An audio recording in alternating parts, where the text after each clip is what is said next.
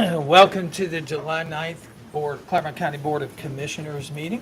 Prior to starting our meeting, we always start with local clergy that come and lead us in prayer. This morning, Michael Brandenburg was scheduled to be here, but like all ministers in Clermont County, they do run into holdups and things that they have attend to. So if you would like to participate in prayer before this meeting, by all means stand and bow your heads. Lord, we thank you for this day and for all the blessings that you bestowed upon us. We just ask now that your wisdom be within this room, within the Clermont County Board of Commissioners, that those that actually participate in this meeting bring that wisdom that we may make better decisions for the citizens of Clermont County. Lord, we ask you be with those who are in the armed forces of the United States today. We ask you be with all of those who wear the uniform of our safety personnel, whether that is in the Clermont County Sheriff's Office or the firefighters or the EMTs and paramedics. Lord, we know that they risk their lives to make sure that we can live in a safer place to raise families here in Clermont County. We just ask now that you be with those who are ill and afflicted and unable to attend this meeting this morning. We ask that you restore them to their health, that they might be able to attend with us at a later date. We ask you bless all the employees here in Clermont County. For it's in Jesus' name we pray. Amen. Amen. Commissioner Corcoran, would you lead us in the pledge? I pledge allegiance to the flag of the United States of America and to the republic for which it stands, one nation, under God, indivisible, with liberty and justice for all. We'll get right to our regular agenda. We've called this meeting to order, and we will move on to letter B, approval of regular session minutes of 6/25/2025. Board, I know you've had these minutes early, had an opportunity to review them. Are there any revisions or clarifications that need to be made? None. Hearing none, I'd ask for a motion to approve the minutes of 6/25/2025. I'll make the motion to approve. A second? It's been moved and second. Roll call, Gail. Commissioner Batchelor? Yes. Commissioner Corcoran? Yes. Commissioner Painter? Abstain. I was not here last week. I was vacationing with my family and grandchildren in beautiful Hilton Head Island. We will move on now to a public hearing, an amendment to the Clermont County subdivision regulations. Gail, if you want to get us started. Okay, today is the date, time, and place and location for the public hearing to consider a proposed revision to the Clermont County subdivision regulations. If anyone is present that's here for this and has not signed in, please do so now. At this time, we are going to have Commissioner Painter swear in anyone who is here for testimony. Is there anyone here to provide proponent or opponent testimony? Just one? Okay. Please raise your right hand.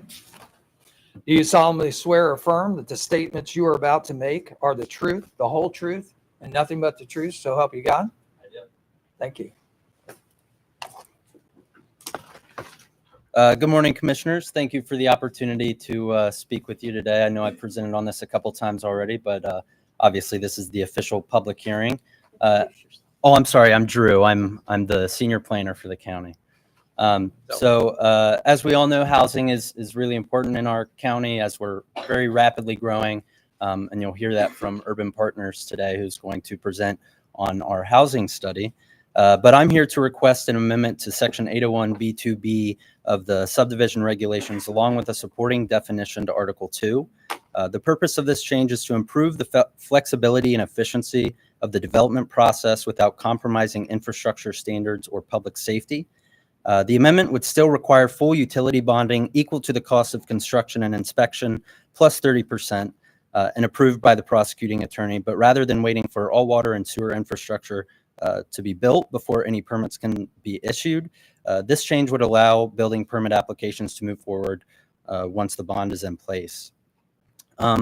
We have an additional provision in there that no certificate of occupancy will be issued until all infrastructure is completed and approved, ensuring that final compliance is still met. This update also aligns our process with Section 105.4 of the Ohio Building Code and helps streamline the timeline for developers while maintaining the county's oversight and standards. In support of this, we're also proposing a clear definition of civil utility plans. This is going to be added to Article 2. It ensures everyone from developers to reviewers operating with the same expectations. Overall, this amendment gives us a more modern and practical framework that encourages responsible development while protecting the county's interests. And just real quick, I'm going to read the exact language just so that we're clear. Right now, the current section reads, the Clermont County Water and Sewer District sanitary engineer will accept a bond in a form approved by the prosecuting attorney for the construction of water and/or sanitary sewer infrastructure, which can be submitted with one of the following forms of surety when approved by the prosecuting attorney. The bond shall be equal to the cost of construction and inspection plus 30% as approved by the sanitary engineer.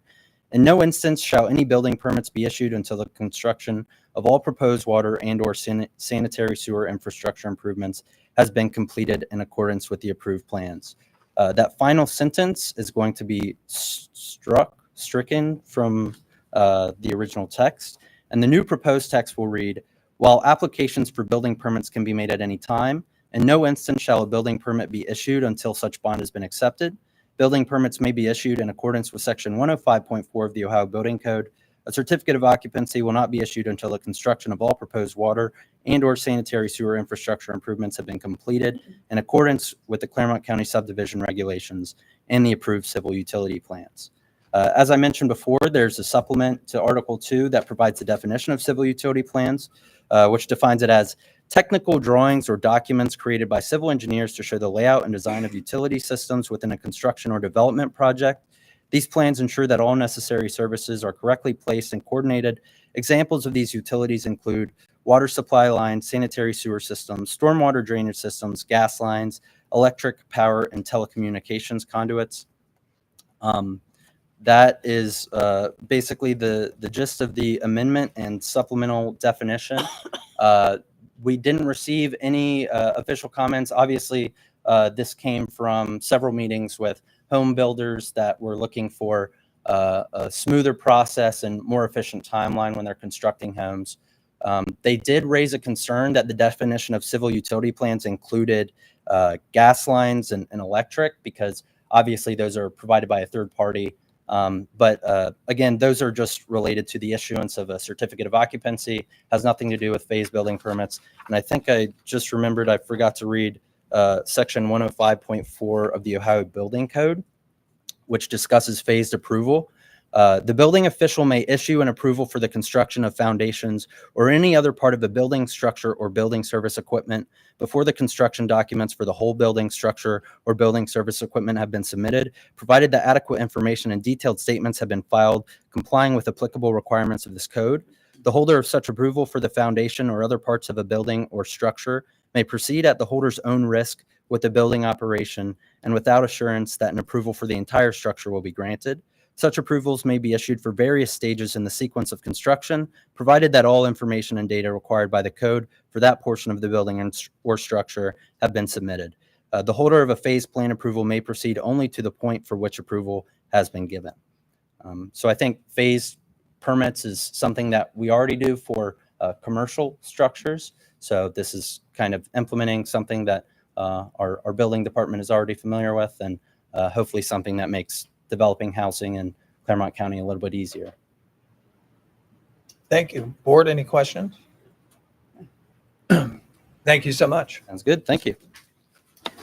Is there anyone that would like to offer a proponent testimony or opponent testimony? Seeing none, Gail, I would, do you have any written correspondence that's come prior to this hearing? We have no correspondence that has been received by our office at this time, whether in favor or opposed to it. At this time, we can close the public hearing if you would like. We will. And I do have a motion, a resolution prepared for the board, and we can go ahead with that process if you would like to So add it. I'll officially close this public hearing, and we will move back to our regular agenda. However, since we do have an additional proposed resolution here, I would ask that we change our agenda and add this resolution. Do I have a motion to add? Make the motion to add. I'll second. It's been moved and second. Roll call. Commissioner Corcoran. Yes. Commissioner Batchelor. Yes. Commissioner Painter. Yes, we've added this resolution, so if you'd like to present it like for to us, read we'll it. consider it. This is a recommendation to adopt Resolution 101-25, which is an amendment to Section 801.B2B of the Clermont County subdivision regulations. Board, you've heard the reading of the resolution 101-25 for this amendment in 801B2B of the Clermont County subdivision regulations. Do I have a motion for approval? I'll make the motion to approve. I'll second. It's been moved and second. Any further conversation or discussion? Roll call, Gail. Commissioner Batchelor. Yes. Commissioner Corcoran. Yes. Commissioner Painter. Yes. Thank you. Commissioner, just a question for Drew real quick. What's the next step in the process? This recommendation from the board goes to the planning It'll go to the commission? Planning commission, and we Okay. have 30 business days before the meeting. Okay, so that'll be advertised and this recommendation will be presented to the board, to the Yes, planning sir. commission? Okay. Okay, thank you. Tom, do we want to do some new employee introductions first? So Sure. that- We can do that. I know they probably want to get out of here and get back to work. I'm sure of that. We'll start with the Board of County Commissioners, Angie Lapsey.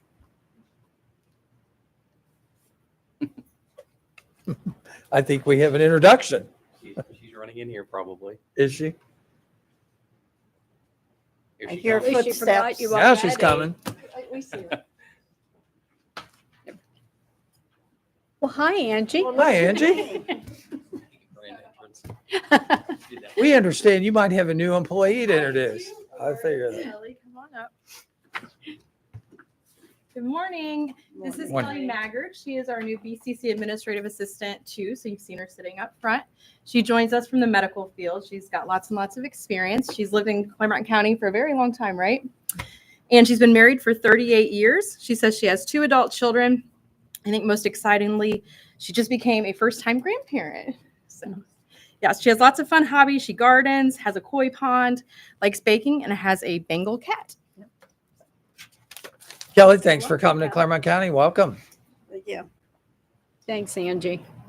Community and Economic Development. Heath Wilson has a new employee to introduce.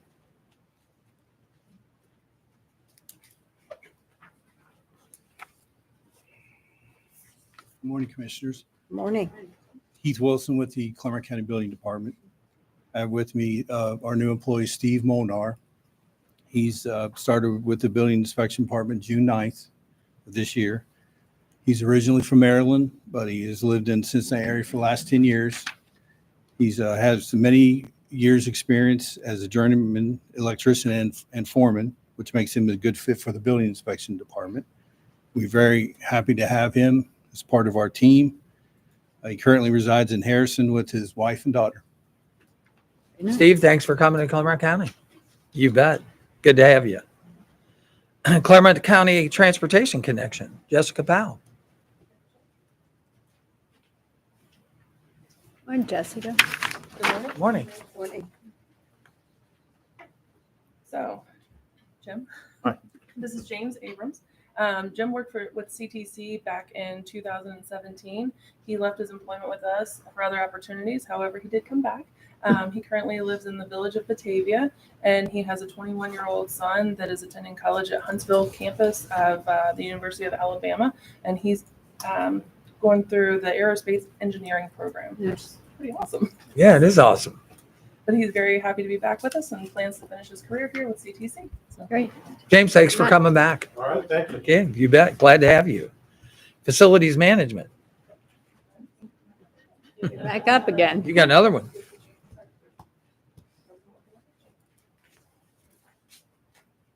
All right. This is our newest addition here of facilities. So this is Zachary Chisman. He grew up in Mount Orb. He graduated from Western Brown High School. He also played football and basketball there. After high school, he obtained his HVAC certification at Southern Ohio Technical Institute. He also enjoys golfing, swimming, and fishing. Zachary, thanks for coming to Clermont County. And Water Resources Department, Chris Roll. Good morning, Commissioners. Matthew, if you could come up. Is Chris Hill here? Oh, come on up. I didn't get the chance to meet Chris before session began. So right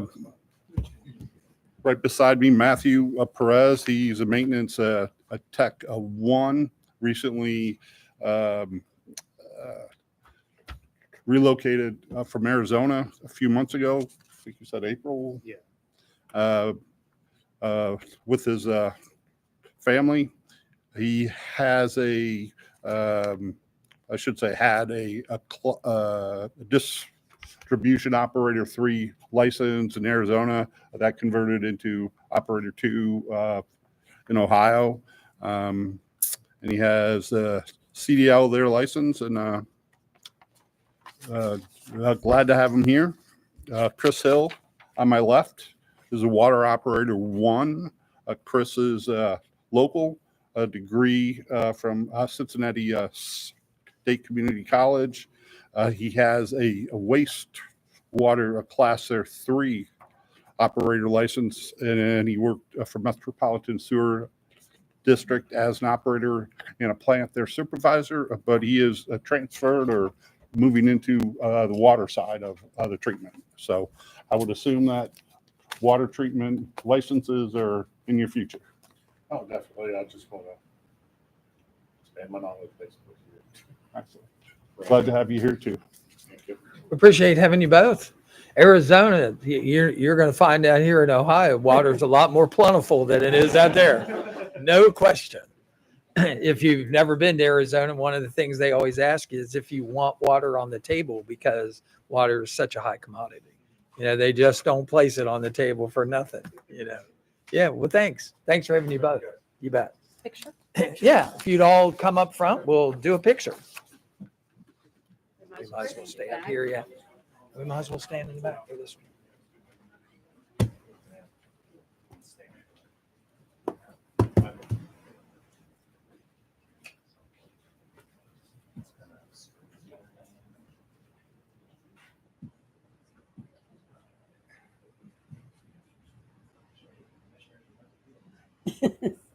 We're getting better at this. Everyone look here. We'll go in 3, 2, 1, and one more. 3, 2, 1. Thank you. Thank you, everyone. Moving. We will move on with our regular agenda. We are at letter D. Letter D is a presentation. Dr. Brian Treon, MD Coroner, Crime Lab. Doctor, the podium is yours. Good morning, Commissioners. Thank you for the opportunity. I am Brian Treon. I am the duly elected coroner for Clermont County.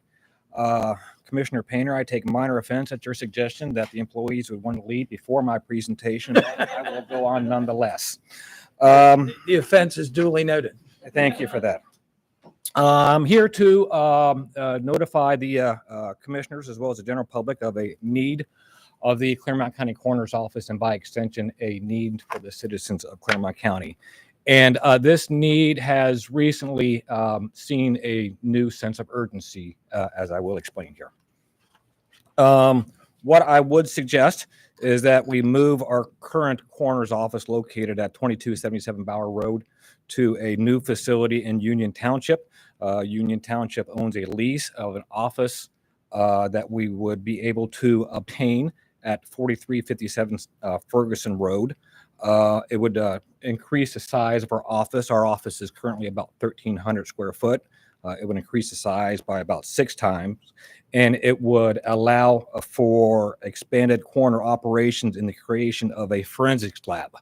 And don't let the word lab scare you or confuse you.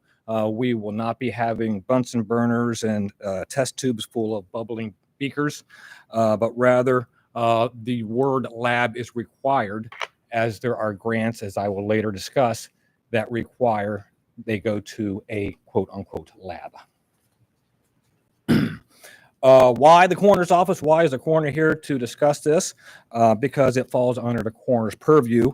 Ohio Revised Code Section 313.21 allows the coroner to use personnel and equipment for analysis of criminal activity, which does not involve a fatality.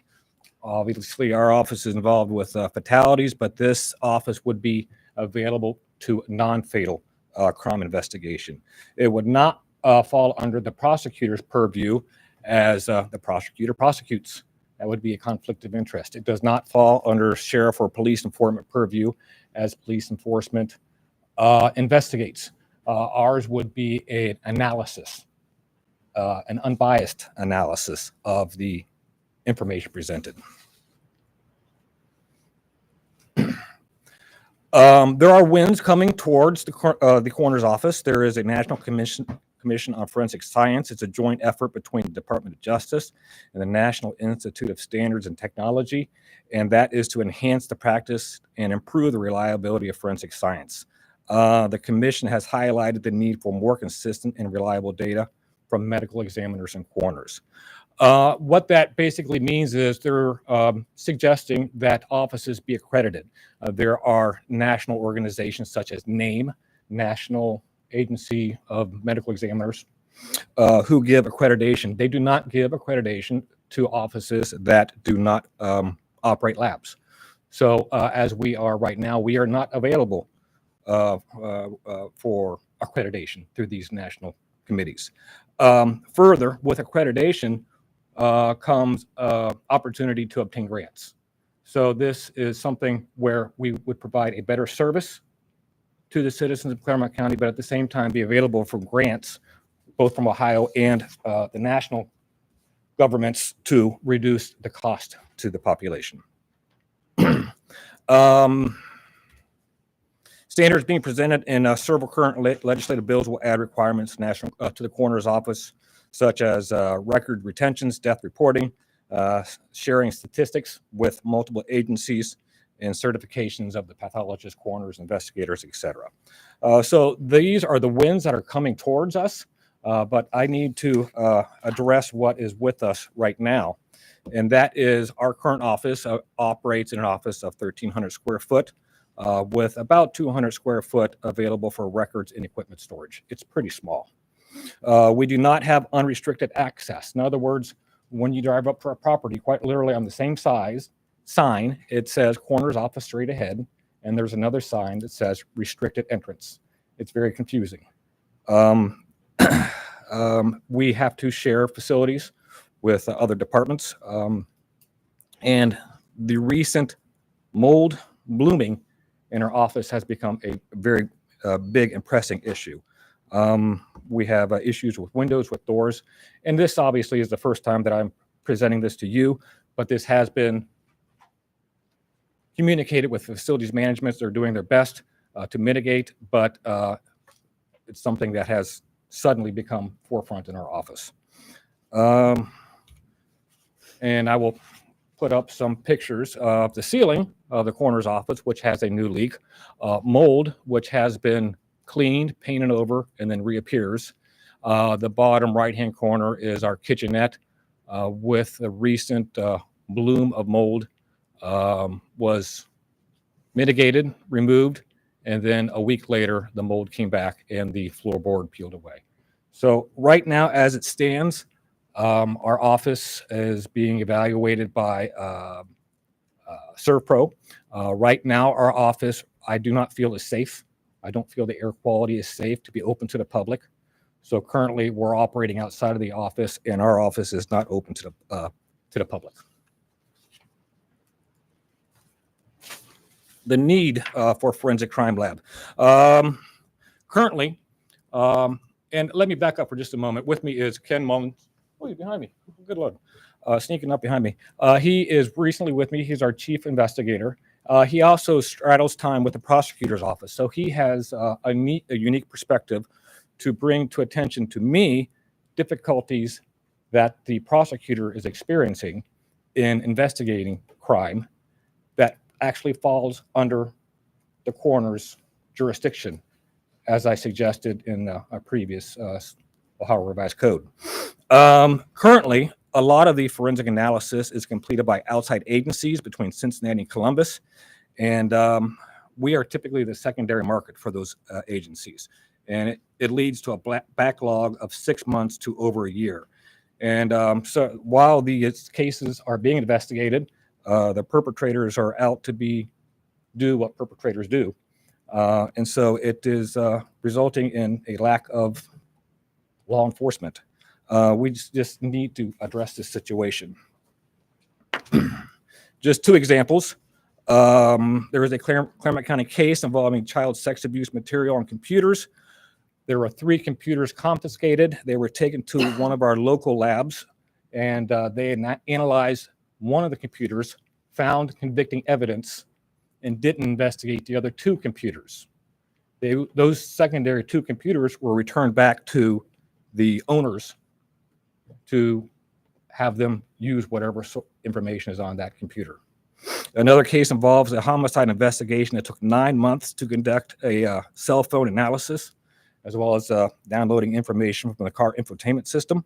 The homicide suspect remained free, and he subsequently went to Georgia, where he was involved in criminal activity against gangs and firearms offenses. If we had this crime lab, this information would have been available within hours. So just as a list of other agencies that Clermont County goes to rely on support for analysis of evidence: Ohio BCI, Ohio State Highway Patrol, Hamilton County, Cincinnati Police Department. These are all agencies where it's going to take a good 6-12 months to get the information back that we need. And if we had a crime lab here, 6 months, 8 months, 12 months would suddenly turn into a few hours. So a scope of the problem. Between 2014 and 2024, Clermont County has experienced a 30% increase in felony crimes. While national trends are falling, our sleepy little community is seeing an increase. Now, certainly, that is the increase. That's not the baseline. So while we're still a very comfortable community, crime is going up here.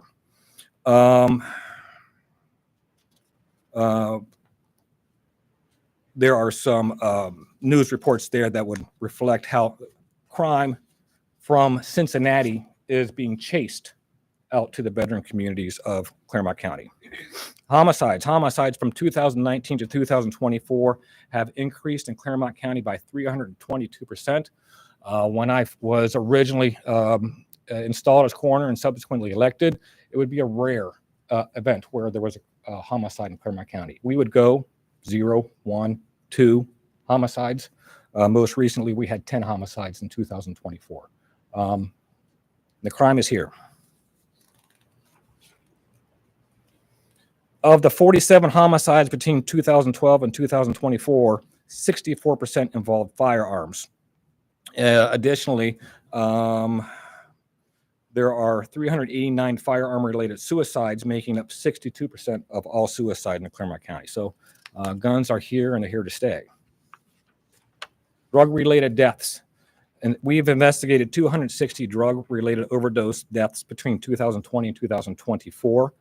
While the total number of deaths is actually falling related to overdoses, what once was a smorgasbord of drugs, meth, cocaine, heroin, it is now fentanyl. That is the main driver of overdose death in Clermont County. And to put it in perspective, 3 overdose deaths for every 1,000 county residents over the last 10 years is similar to the city of New York. Internet crimes against children. There's been a significant rise in child exploitation cases with 35% increase in 2021. We do not have specific statistics for Clermont County, but it is increasing in Ohio and across the United States. Delays in addressing these cases, investigating the computers involved, result in continued child vulnerability to their predators. And as just a graphic, the first one there is fentanyl overdoses for Clermont County. The increase in fentanyl overdoses is up 30%.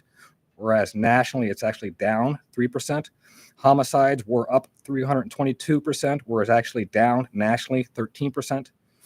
Firearms used in homicides, ours is about 64%, whereas national it's 80%. But if you take out LA, Chicago, and New York, we are above average in that statistic. Firearms and suicide, 62% in Clermont County, which is about the national average. Overdose by fentanyl, ours is about 79%. We discover fentanyl and overdose deaths. Nationally, it's 70%. And then I mentioned the increase in crimes against children. We don't have specifics regarding that from Clermont County, but in Ohio is up 35%, whereas nationally it's up 20%. So there is an issue that needs to be addressed, and I am here to present a solution. And that would be an expansion of the coroner's office. We have historically worked out of rather small venues, formerly an old bank. We were moved up to the hill now in an office of 1,300 square foot, and we have been one of the smallest budgets in Clermont County. This is despite the fact that the Ohio Coroners Association ranks us as one of the largest offices as far as workload. Issues that need to be addressed: unrestricted public access, proper employee facilities, unobstructed employee workspace, private consultation areas, appropriate records and storage areas, and then lab support. And then we will underline the current health concerns of mold and water retention in the walls. So then again, this is not a typical lab. It would be digital forensics. And by digital forensics, I mean getting past passwords of computers and cell phones to get at the information that's contained on the devices. It would involve video analytics, video cameras, cell phone images, when it was taken, where it was taken, stabilization of the images, enhancement of the images, and also the something called NIBIN, National Institute for Ballistics Information Network, which essentially is the fingerprint of a bullet and the casing.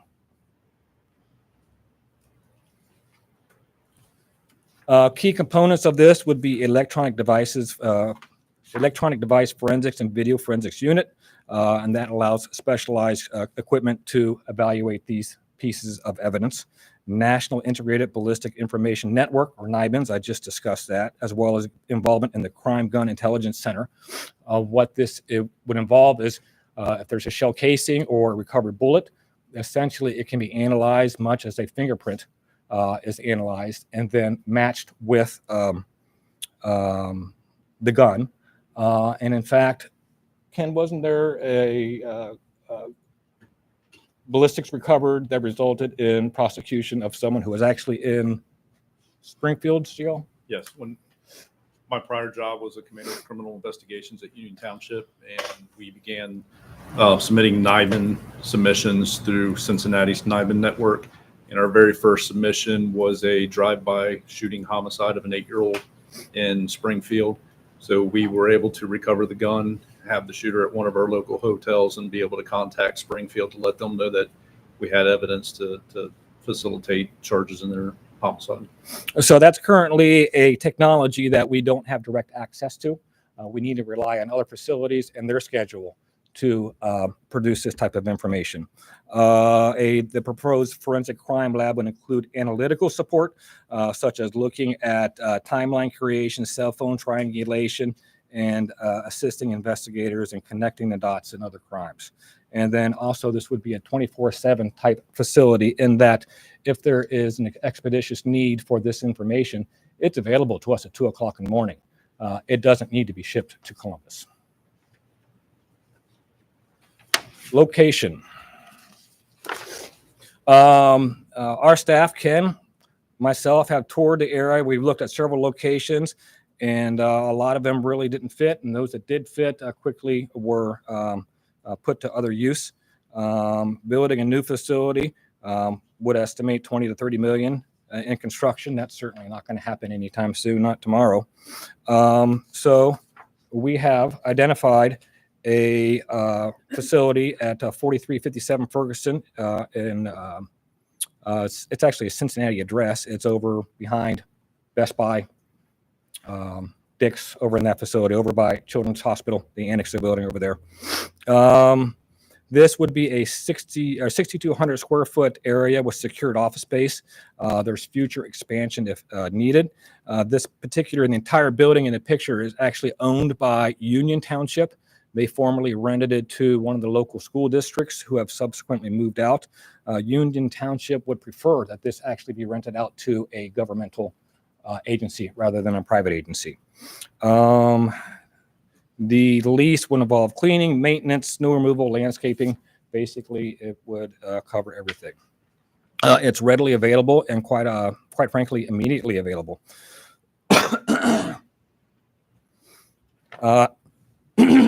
Excuse me. As we mentioned, a new building would cost $20 to $30 million and take several years to complete. This is something that we could move in probably within a week, to be quite honest. There is a lease that has actually been prepared, and I took the liberty of adding that to the agenda, so that is available for your review. And it would be approximately $105,000 per year. That would include a build-out cost.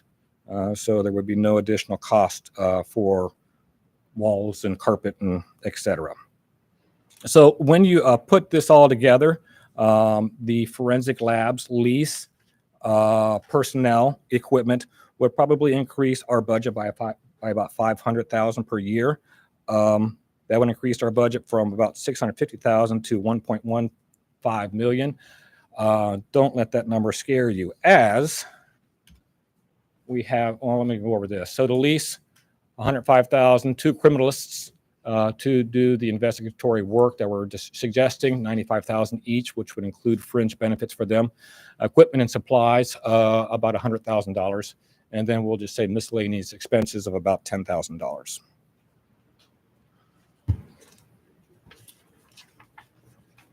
But there is good news. We have applied for multiple grants, and many of them are very promising. The Violent Crime Reduction Grant, $239,000. That's a yearly and renewable grant. Sexual assault kit tracking, which is about $7,000, which actually we have been approved for. That would allow software.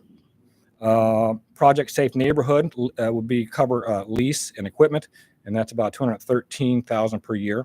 Ken has been instrumental in procuring those. As I said, the $7,000 is approved.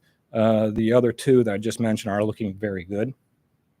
With the help of Congressman David Taylor, from whom I have a letter. He has grants available of $801,000 from a federal grant. And again, that's not been approved, but it's looking very good. So essentially, with these grants, we could operate 2 years without additional cost to Clermont County. And then there are other grants that would be only applicable to labs. And since we don't have a lab yet, we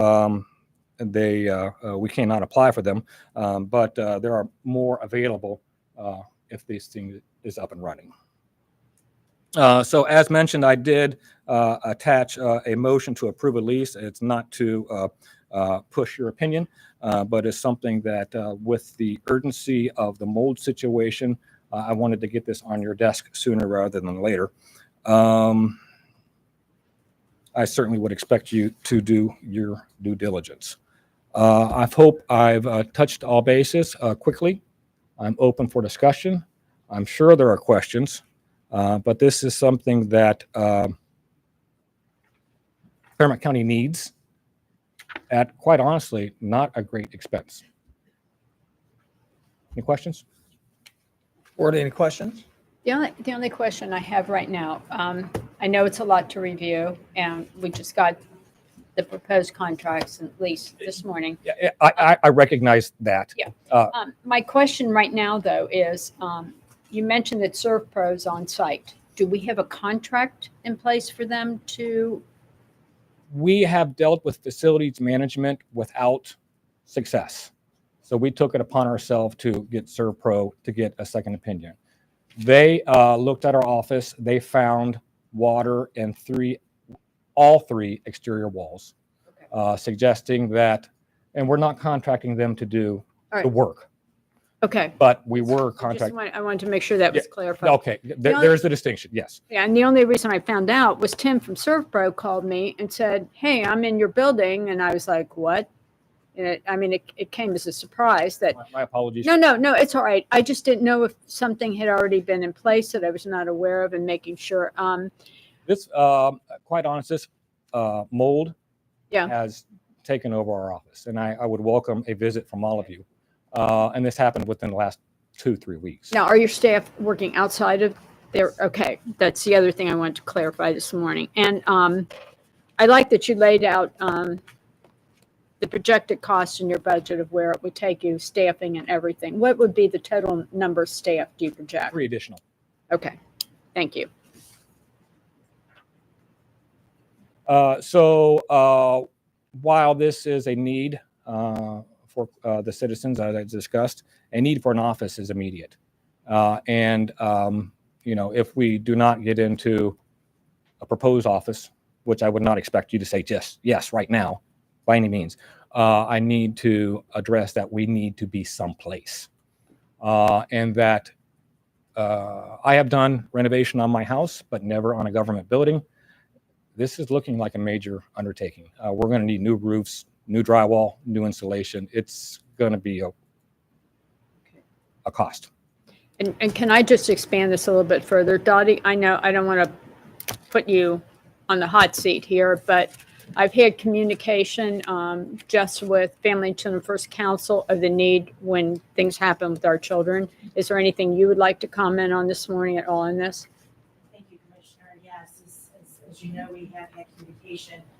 Children's Services has our own investigations that happen when we have an allegation of abuse, neglect, or dependency. And obviously, we work very closely with our partners at the prosecutor's office and with local law enforcement in regards to the investigations. And unfortunately, when we have a delay in evidence being procured by the police department and analyzed through their investigations, it delays permanency for our children and decision-making in regards to what we do with our children.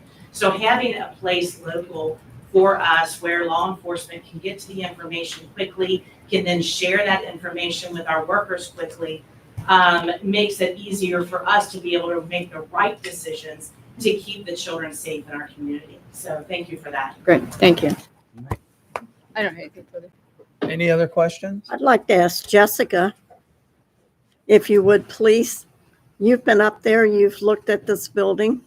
Could you give us an update what you feel that you found? Well, we had condensation come through the walls. There's a block wall, and then there's no vapor barrier that actually butts up between that and the drywall. So there are 100-degree days with 70-degree weather inside the building. There's condensation that's going to come through the drywall. That's what we found at this point as facilities. We have cleaned it. Or we were told with ServPro coming in that we were not allowed to clean, we were not allowed to put dehumidifiers in until after they came in. And the suggestion for that was we wanted to get a pure air sample. So we have since then put in dehumidifiers, we have cleaned it. I haven't heard any other issues about it coming back, but it shouldn't be at this point in time with the way that the weather has changed. Since cleaning, which we are very appreciative of, the mold has come back. And are you aware of any analysis that ServPro has done, has actually gotten back and said what the air quality inside the building is? No, if we could get the report, that would be wonderful. We do have that. Yeah, ServPro tests for 10 species of mold, I'm learning. And then they compare that with an air sample from the outside. Of those 10 they tested for, they found 7. Of those 7, 4 were not outside. In other words, they're coming from inside. Yeah. Okay, that makes sense. And just as a comment, if we have ServPro actually doing work here at Clermont County, we need to get on that pretty quick and retrofit a contract and get approvals in place. That's a tough one for us as a board. Understood. You have to have the right documentation in place to keep it from being, exposed to your credit card versus, the county's credit card. So I would just talk about a need for that. Since you have Mr. Mullis here, I just wanted to talk about some technologies. I understand there are some technologies available at Clermont County. One is death scene mapping. Another one is things like Cellbrite. Can you talk about, is the technology that you're talking about that you want access to? I know there's two. There's one with Cellbrite. There's another manufacturer that's out there. Software is about $40,000 a year. Could you talk about that? I'm actually a certified Cellbrite analyst. Oh, you are. Union Township, I was fortunate enough to get it through them. However, the technology changes so often that the current Cellbrite systems in the county are already outdated. There's Cellbrite, there's Gray Key, there's Axiom and Oxygen. They all do different things. Unfortunately, Apple won't give them the technology to break into a phone. So each individual company has to have their analysts actually break into the phone and come up with different updates. So what Cellbrite does, Gray Key may not be able to do, or vice versa. So right now, Gray Key can break into Apple iPhones, where Cellbrite can break into the Android systems. However, they do communicate with each other. And recently, they have a very nice update that adds AI into the mix, to where if you get a cell phone download, you may have 30,000 pages of data that to a normal police officer really just doesn't make sense. They're scrolling through and trying to find something and maybe passing up a critical piece of evidence, to where these criminalists we have a kind of a pool of people that we're looking at if this is approved, and they all come with these certifications already. It's not going to cost us to get them trained. They're going to be able to operate day one, and they have 20, 30 years of experience doing this. So they're able to know exactly what to go at. But this new technology that just came forward with artificial intelligence there's like a filter type system, to where if there's a drug unit case and a drug unit downloads a phone, we can actually filter drugs, money, guns, and it pulls everything out of that into a separate file, which saves a lot of time, but there's a cost behind it. So okay. I figured that was probably one of. Now, will that technology also talk to computers? Can it crack the So Axiom's the one that does both Cellbrite. cell phones? It'll work with Cellbrite, but it will do video, computers, tablets, cell phones. Some Cellbrite stuff will work with tablets, drones, car GPSs. So there's a lot of technology. About every case that goes through the legal system right now is dependent on technology. And I know our sheriff's office has that technology currently. Yes, they have the basic Cellbrite, which this will allow them to even give us their phones and we can get it for them, which is nice because right now they have a detective that is able to do the download. With these criminalists, those criminalists can take that job responsibility over, free that detective up to go out and look for the bad guy, interview more witnesses, or go to another scene to collect evidence. So it definitely helps them in the long run. Okay. Those were just some of the questions that I had about it. And then, just talking with the doctors up there, obviously these types of investigations, and especially the analysis I'm very familiar with, having managed a laboratory. So, I'm very, very familiar with accreditation and V&V when it comes to the handling of samplings and all of the requirements for turnover and proper handling. I just asked, how can we do that any cheaper than BCI can do it for us free? So I look at it two different ways. One, there's expense, manpower, travel, getting it there, because you can't just send this in the mail. You have to hand deliver it. And then you have the behind the scenes expense of the bad guy still victimizing people. We're not getting the bad guy in the criminal justice system in a timely fashion. They may alter evidence that may exist. They may end up hurting someone else. So looking at kind of cost two different ways. It's going to cost us anyway to get up there, but in the long run, it's possibly costing somebody their life. In addition to that, I think, and it's our goal, is every opportunity we have to apply for funding or grants, we're going to take that opportunity with your approval, and hopefully this will become self-sufficient to where we're only going to need you to or request you to put that money on our budget to be able to make these purchases, with the intent of all that money's coming back to you with reimbursement grants. And just comment for a sec. I am aware that when we need to expedite, an analysis, it can be paid for through Hamilton County, and we get it on a really, really quick turnaround, especially if we need it like for a grand jury, or we need it from some other special process. With that said, Hamilton County Crime Lab will do our drugs, our toxicology, stuff like that. BCI has to do our DNA because Hamilton County won't do it. Right. What we're asking for, neither one of those have everything under that same umbrella. So we would be a unique forensics lab, because we would be the only one in the state of Ohio that actually supports digital forensics, NIBIN, gun crime, intelligence, analytical support, and internet crimes against children under one umbrella. And for you to be able to present that evidence in a criminal case. Yes. What do you have to be able to do that? What type of certifications, accreditations, all those kind of things? So a basic certification just to run Cellbrite, not to do all the analytical support, costs about $6,000 for the class. Fortunately, the ones that we've identified as potential employees have all those certifications. So that's going to be a big cost savings to us and allow us to jump right into this crime lab and start working day one.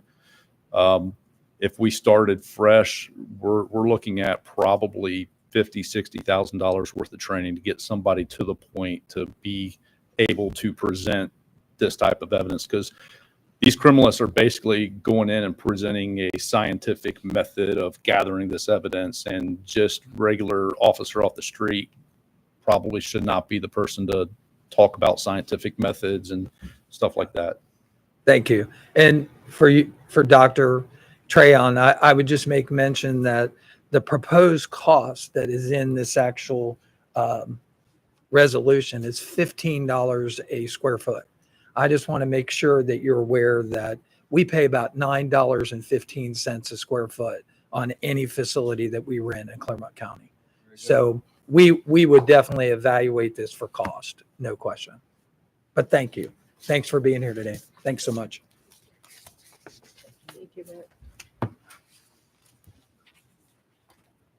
We will move on to the next presentation. Kim Louderback, President and CEO of the Regional Economic Development Initiative, Ready Cincinnati Strategic Plan Update. Hey, Kim, how are you? Honored to have you here. Chris McClintock, I'm the Community Economic Development Director, and I just want to present Kim here. She's the CEO, President CEO of Ready Cincinnati Regional Economic Development Initiative.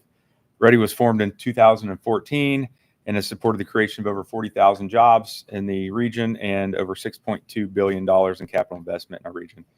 We work closely with Ready on a daily, weekly basis. They're a valuable team member, and work hard here to foster the economic development in Clermont County. So without further ado, welcome, Kim. Thank you. Appreciate it.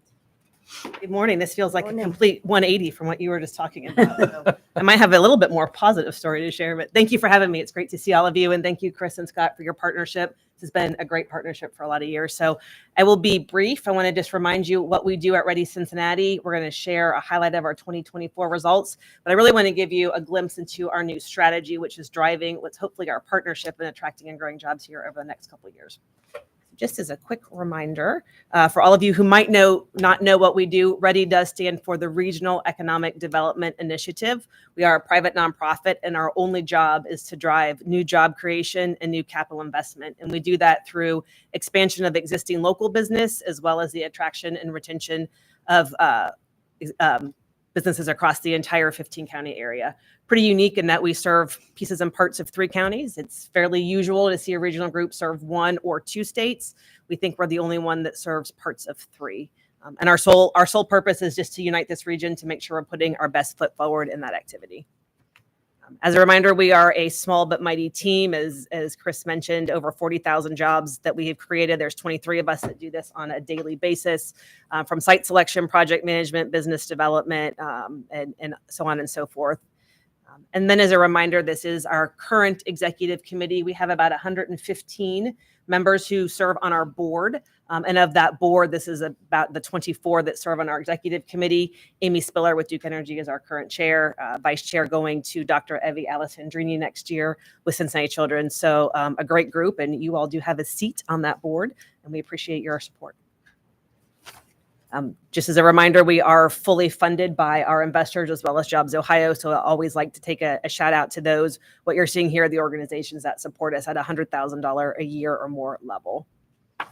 We are the Jobs Ohio network partner for this area. We are one of 7 partners. This map looks slightly different with the addition of Lake to River up in the Youngstown area that completed the Jobs Ohio network in 2024. We serve the bottom 5 counties in Southwest Ohio. About 14% or so of the state's GDP comes from our region. As you can see, Jobs Ohio was founded in 2011, was fully funded in 2013 with that 25-year liquor enterprise. 2025 was a banner year in the sense that Jobs Ohio was able to secure a 15-year extension to that, which takes stable funding source through statewide economic development through 2053. I'm pretty sure I will not be here in 2053 giving this update, but it's good to know that there is someone who will be able to continue the great work that the Jobs Ohio Network has done. We speak about 2024. I think we all can realize it was a little bit of a difficult year, right? From an economic development standpoint, it was probably the slowest year nationally in about a 20-year history. Jobs Ohio continued to perform very well, which means we did as a region, and that's performing well in what was a down year. I'd love to tell you that 2025 is fully back to where we expected, but unfortunately, it's actually even worse than 2024. We're looking nationally at about 80% reduction of our 2024 numbers year to date in 2025, but we are having pretty good success in this region. So what's interesting to note is that Jobs Ohio continues to drive the most number of projects and capital investment nationwide, even in a slower economy. And that's true in 2024 and is shaping up to be that way in 2025. So, key message is the model works. It works really well. We're fortunate to have that privatized economic development and our ability to tap into that to serve this region. So as I had mentioned a couple of times, this is just the map of our entire footprint. Again, very unique. We actually serve more counties in northern Kentucky and southeast Indiana than we do in Ohio, but the vast majority of our work is in southwest Ohio as that Jobs Ohio advocate. So a reminder here is the Cincinnati MSA by the numbers. We are about the 30th largest MSA in the country, but we consistently rank in the top 10 in terms of economic development. So a really strong testament to the assets of Ohio. You can see the top is the MSA, and then we pulled out Clermont County's percentage of those numbers so you can see how you relate to the entire MSA. No surprise to you, your median household income is higher. You do have a nice base of foreign-owned firms within Clermont County, which helps us do our work here really, really well. And then accolades. It is one of our jobs to keep track of all the great things that are said about the region, which is a pretty fun job to have. We do maintain a very robust network or database of accolades. So as Chris and Scott are looking to have conversations, they can always reach out to us. So you can see here, no surprise to anybody, one of our best regional airports in the entire U.S. Number 1 city for young entrepreneurs, number 1 city for young professionals. A lot of material here for us to help get that international attention on the region. As Chris mentioned, we are in our 11th year of existence. I used to feel like I was a startup, but I think I now have to say we're a stable organization going into 11 years, bringing over 68,000 jobs to the entire MSA in our 11-year history and $12 billion of capital investment. So I think a pretty good return on investment for the investors who support the work we do on a daily basis. Breaking that out for 2024, first from a regional standpoint and then from a Southwest Ohio standpoint. As I mentioned, 2024 was more of a down year. We still saw over 4,000 new jobs in the region. So that's still great by any standard, just not something that we'd like to see those dollars higher. I will call out on this slide 12 FDI wins. Those are foreign direct investments, companies who are outside the U.S. making investment here. It's about 21% of our new jobs. That's pretty high when you look at the national average. So again, a great testament to the global attractiveness of this region. And as we drill down into Southwest Ohio, those same numbers broken out just by those 5 counties. These are projects that Jobs Ohio and Ready Cincinnati directly touched. You can see that that's just about 2,700 jobs. What I'll point out on this slide is that of that new payroll number, that 229 million, we are at about an $84,000 per job annual wage, which is 20% higher than the national average. So we know that the projects that we're working on are really impactful for the region as we bring those in. And that's anchored by a lot of life sciences as well as food and flavoring companies. And then just to highlight from our old strategic plan, our first strategic plan, the partnership that we all have had together, that's been 15 project wins here in Clermont County, almost 3,000 new jobs. We've partnered on 75 different BR&E visits. Those are visits where we go and visit your existing company base and we talk about how can we help you grow, remove barriers. We're doing that in partnership with your economic development team and sharing that data back to make sure that this is a great environment for our existing businesses as well. And you can see that site submission, certainly a lot of that driven by the work that you all did in investing in that South Afton site. We really appreciate the continued investment in site development. That's something that's really critical for our success. That's a snapshot of where we have been. I'll pause quickly before I go to our strategy. Are there any questions for me before I dive into strategy? Excellent. Yeah. All right. So in a nutshell, we released our first strategy in March of 2020. Unfortunately, it was about 2 weeks before everyone decided they had to go work from home. It was a great strategy. It gave us 5 years of really solid growth, helped us recover more quickly from the pandemic. But as that strategy came up, we decided to look at a 3-year window. We felt that the changes in technology, the way that the uncertain environment was, 3 years felt like a more reasonable time frame. So what you'll see here is the result of about 7 months of work in 2024, over 200 stakeholder interviews, a lot of research to make sure that we're focused. And really the theme of what you'll hear is to get much more laser hyper focus on our business attraction efforts. So 3 big, bold goals. I used to say 5. We did not lose any. We just packaged up site selection and talent into our first goal, which is booming business. You would think of booming business as what we do every single day. It's how we advance this region to be one of the most diverse, vibrant economies so that we can get more than our fair share of targeted attraction, expansion, and retention efforts. Our unified global brand, it is Ready's responsibility to tell our story on a global stage about why this is the best place to do business. So we partner with lots of other organizations who talk about the best quality of life, the best visitor attraction, but it's our job to do that from a business perspective. We are getting a lot of traction in our international markets, particularly through our digital branding on drawing more eyeballs into this region. And then our last pillar is around engagement and inclusive growth, as we talk about those partnerships that make sure that we are an inclusive economy. And by diverse economy, I mean size of business, I mean location of business, I mean ownership of business, whether they're foreign-based or U.S.-based. So it's all of the different factors that go into making sure that we maintain one of the most diverse economies in the U.S. and really globally. What we have found over and over and over again is we are so successful because we are not a one industry type region. We want to make sure that we're prioritizing that inclusive growth as well. So as we go through that, you would have heard me for the last 10 years talk about the 4 core industries on the top of the screen. This was where we were spending our time doing our attraction, retention, and expansion work. And you look at something like a business and professional services, that's a pretty generic term. In fact, when I first started in this business, that would have been our headquarter attraction strategy.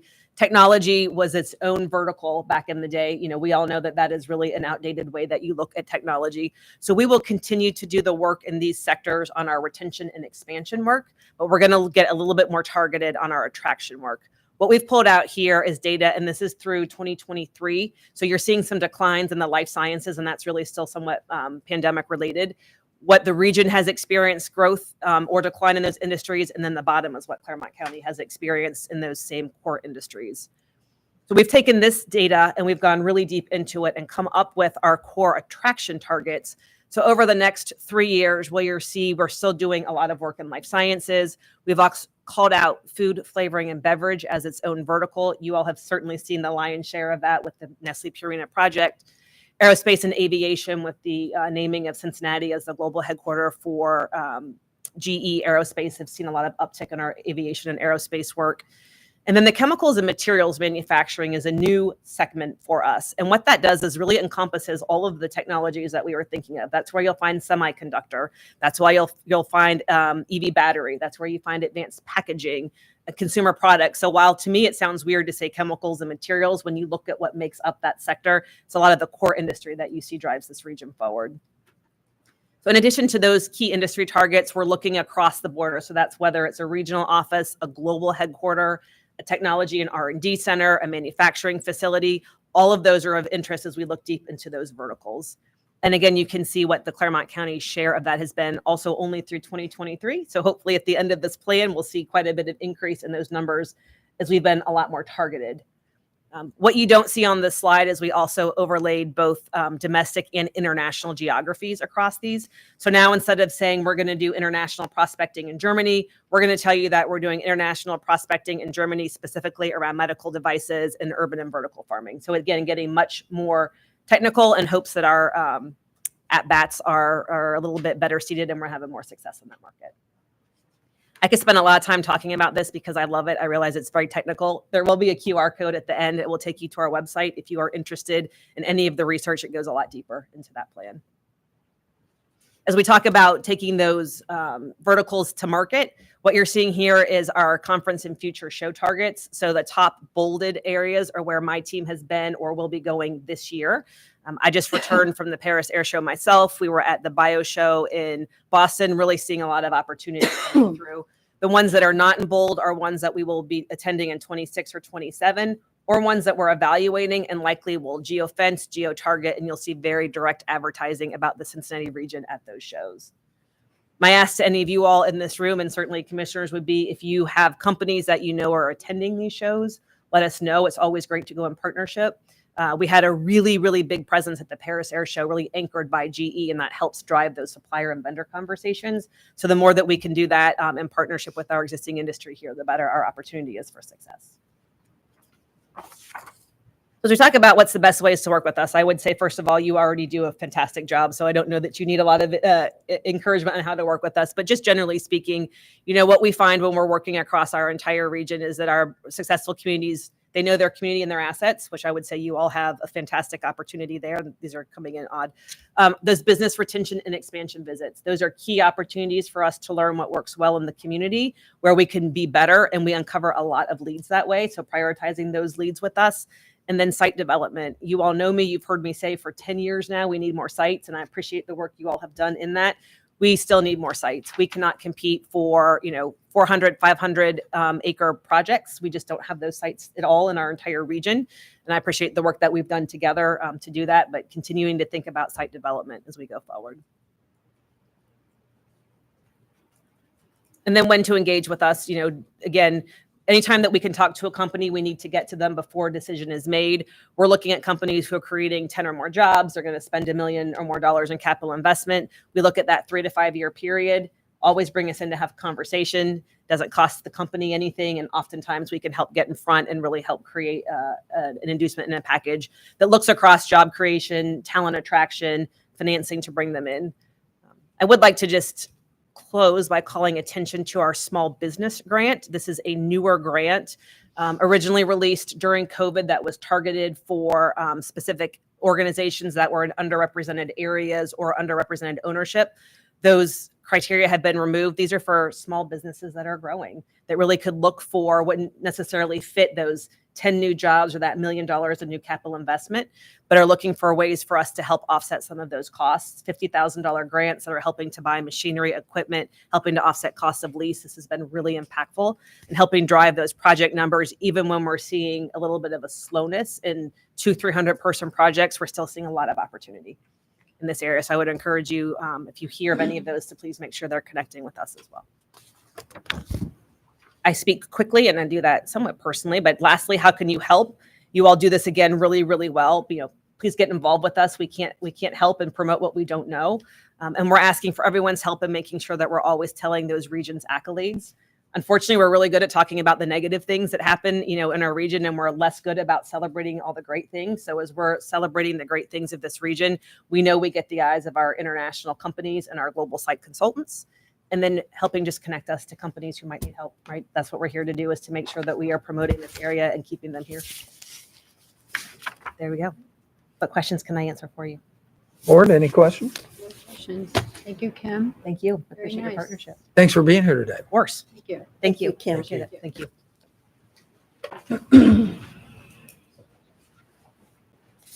We will move on to our next presentation. It is with Urban Partners, Clermont County Comprehensive Housing Study.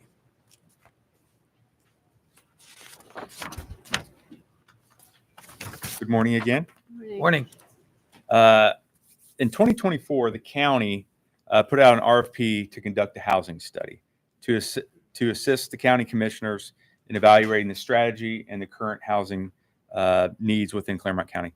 The purpose of the study was to assess the current state of housing within the county, identify housing needs, challenges, and develop recommendations and strategies to address these needs effectively. We partnered with Urban Partners, and today we have Isaac Kwan and Chris Lankenow of Urban Partners to present their findings. Thank you. Good morning. Thank you Morning. very much. My name is Isaac Kwan with Urban Partners. I'm a principal with the firm. We are an economic development consulting firm based out of Philadelphia. We've been engaged in doing housing studies all across the country. Housing is an issue that's not local, that is actually national, even global. So we've worked in different counties all across the Midwest as well, in Central Ohio as well as Northeast Ohio. And we've had the pleasure of working here for the last 9 months or so. And today we're here to go over kind of the report. In summary, there's a very long report that's been submitted, so feel free to read that, but also this will give you a pretty good snapshot. I'm going to skip the purpose for now because Chris did a good job of summarizing that. So our work divided into 3 large buckets. First bucket being a kind of a snapshot of demographics, economic trends, what's been happening, housing supply analysis, a snapshot of what's on the ground right now. So what's here? How many homeownership? How many rental? How many of different typologies? And then the core of our work here was the detailed market analysis. That's different from a snapshot. That's different in the sense that we looked at the homeownership market as well as the rental market and see what kind of pricing, what kind of dynamics in terms of pricing and availability, etc. So that was the core of our analysis. The second bucket, actually very important, is to define community priorities. It's kind of describing the public engagement aspect. So in addition to getting data, we also got people's thoughts and lived experiences with how they maneuver through housing challenges. So we'll go through what we did for that. And then lastly, we formulated a housing needs analysis based on a forecast of where Clermont County is heading, which is going to be continued growth. How much growth and what was that inform in terms of incremental housing need in a 20-year period.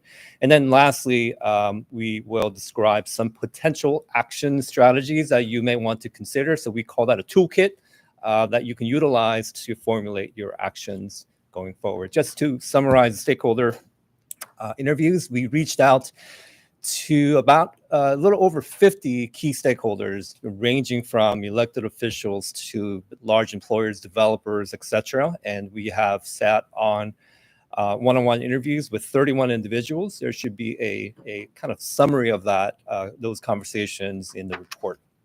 In addition, we put out a housing survey for the general public to participate in. This actually went very well, over 1,100 responses, which it's kind of hard to tell whether that's good or bad. It's actually very good. We've been doing this at the county level in various places. Delaware County is the latest one in Ohio, and the 1,100 is a pretty robust response. And there's a summary of that in the final report as well. But today, we'll go over the demographic trends. We're going to tag team here with my colleague Amy and Chris. So I'll let Amy take over for demographics section, and then we'll circulate around. Thank you so much, Isaac. So yeah, I'm going to be speaking today a little bit more about the demographic trends here in the county, which will inform the remainder of this presentation. So beginning with overall population change, as we can see from this right side graph, Clermont County has grown pretty rapidly in population, about 18% since 2000, going from around 178,000 residents to nearly 210,000 residents in that 23-year period. 93% of that overall county growth can actually be attributed to just 3 townships, which are Batavia, Union, and Miami. And that particular growth can be even better summarized with this submarket map on the left side of this slide, which we used to inform our housing market analysis, and which Chris will talk about a little bit more later in the presentation. But as you can see, this western submarket, which is highlighted in green, where Miami and Union are both located, equates to about 50% of the total county population. This is then followed by the central submarket, which is where Batavia is located, and finally the north and south submarkets at about 15 and 14% of that total population. Population change can frequently be attributed to people moving in and out of places, or in the case of Clermont County, the majority of households are moving in or out of Hamilton County, so right next door. Over about a 4-year period, the average number of households moving into Clermont County from Hamilton County was just about 2,200 households per year, and there were about 1,600 households moving out of Clermont County into Hamilton County on average in those 4 years. Moving on to median household income. In 2023, Clermont County's median household income surpassed that of some of the surrounding areas, including Hamilton County, the Cincinnati metro region, and even the state of Ohio. And this number sits at just above $83,000 annually. With that number in mind, we want to talk a little bit too about housing cost burden and affordability. When speaking about affordability or considering housing affordable, we generally are also taking into account a household's gross income. So housing can be considered affordable when housing costs, so rent or mortgage plus utilities, is no more than 30% of a household's gross income. If those costs equate to greater than 30% of a household's gross income, that household is then considered cost burdened. And unfortunately, with the rising housing costs occurring throughout the country, this is a pattern that we're seeing more frequently, a rising number of cost burdened households throughout the United States. And Clermont County is not at all unfamiliar to this pattern. In 2023, about a quarter of households in Clermont County were considered to be cost burdened. This is around 19,000 total households. And this accounts for 17% of homeowners and about 37% of renter households. Compared to Clermont County, the state of Ohio has a slightly lower cost burden number in general, and when it comes to homeowners, at 23.6% and 16.1% respectively. However, when it comes to renters, that number is slightly higher at about 39% of renter households being cost burdened in the state of Ohio. So with that, I'm going to pass it on to Chris, who's going to talk a little bit more about market analysis. Thanks, Amy. I think as Isaac mentioned, the 2 major components of the market are the for sale portion and the rental portion. We'll go through each real quickly here. We looked at, for the for sale market, we looked at trends over the last 6 years now, since 2019. And so that covers the year before the COVID pandemic, during the pandemic, and then a couple of years since then. So it's a really good way of seeing the trends and how the pandemic affected that. So you can see back in 2019, the median sale price was just over 200,000. And as of 2024, 287,000 basically. So you can see that's about a 41.5% increase over those 6 years, equating to about a 10% increase every year. So pretty significant, significant number of price increase for median sales. When we look at that by submarkets, that map that Amy showed a few seconds ago, you can see the West submarket has the highest median sale price as of 2024. Not surprisingly, that's Miami and Union Townships. You can see the other submarkets, Batavia, Central, they're at about 275, and then the north and the southern submarkets where it's a bit more rural, not quite as high, but you can see how those prices have fluctuated over the course of the last several years. Oops, wrong way. This is always an interesting statistic or data point here. When we tracked the sales of homes over those 6 years or so by the age of the home or when they were built. When you look at the older homes built before 1970, you can see a median sales price of about 176,000, and you can see how that increases as homes get newer. So the newest homes built after 2010 are approaching $341,000 for the median sales price. And you can see how the median size of those homes have increased over those years. So we're building larger homes, and as a result, they're more expensive. So that's further impacting the affordability aspect. So that was a quick snapshot of the sales housing market. Again, the report has much more detail on this. I'll touch upon the rental housing market real quick as well. Going back to our map there of the submarkets, this is a slide showing the multifamily housing complexes you have in the county. The large complexes with the pool and 300 apartments or so. This shows you pretty clearly that most of them are in the west submarket. Almost 80% of those, or almost 10,000 total units, but 80% of those units are in the western area, and then about 20 are in the central, mostly concentrated around Batavia here. And then you can see very few multifamily complexes in the north and the south. And most of the rental units in those submarkets are either individual homes or manufactured homes or individual houses broken up into apartments, but very few multifamily complexes in those areas. Looking at rents, we took a 2-bedroom apartment as kind of an apples to apples comparison throughout the county. Not surprising, the west with the larger and newer apartment complexes have the higher rents, but you can see the upper end of the rent scales approaching $2,400 a month for a 2-bedroom unit, approaching $1,700 here in the central part of the county, and then again lower in the north and south, pretty consistent there. And those again are mostly subdivided homes or individual homes, and not the fancier apartments that you see in the west and central. This is a really important slide here because it talks about the vacancy rates. Generally, real estate experts say that a healthy market is at about a 4% vacancy rate. So you can see when we look at the 4 submarkets in the county, they're all vastly less than that. The north submarket basically had very little available for rent, if anything. The west, where most of the units are still below 2%. And then the central and south are a little higher, but we would say that the vacancy rates are critically low in the county, which is probably not surprising to most people. So I think that leads to the recommendation eventually of needing more housing to provide more supply and to possibly bring the cost down a bit. So I'm going to hand it back to Isaac to talk about the demand. Right. Thank you. So we're going to pivot here and talk about going forward and forecast into the next 20 years. So first, population change. In 2020, the census reported 208,000. As of 25, we believe there are 213,000 residents here. So pretty robust growth in the last 5 years. And that pace will continue on to 2045. There are some limitations that we'll talk about a little bit, but we think that between now and 2045, there will be about 18,000 additional new residents that will be residing in Clermont County. How does that result in terms of housing units required? So there's like some hocus pocus going on in the report. You'll see that, but the one thing to remember is that the average household size is shrinking.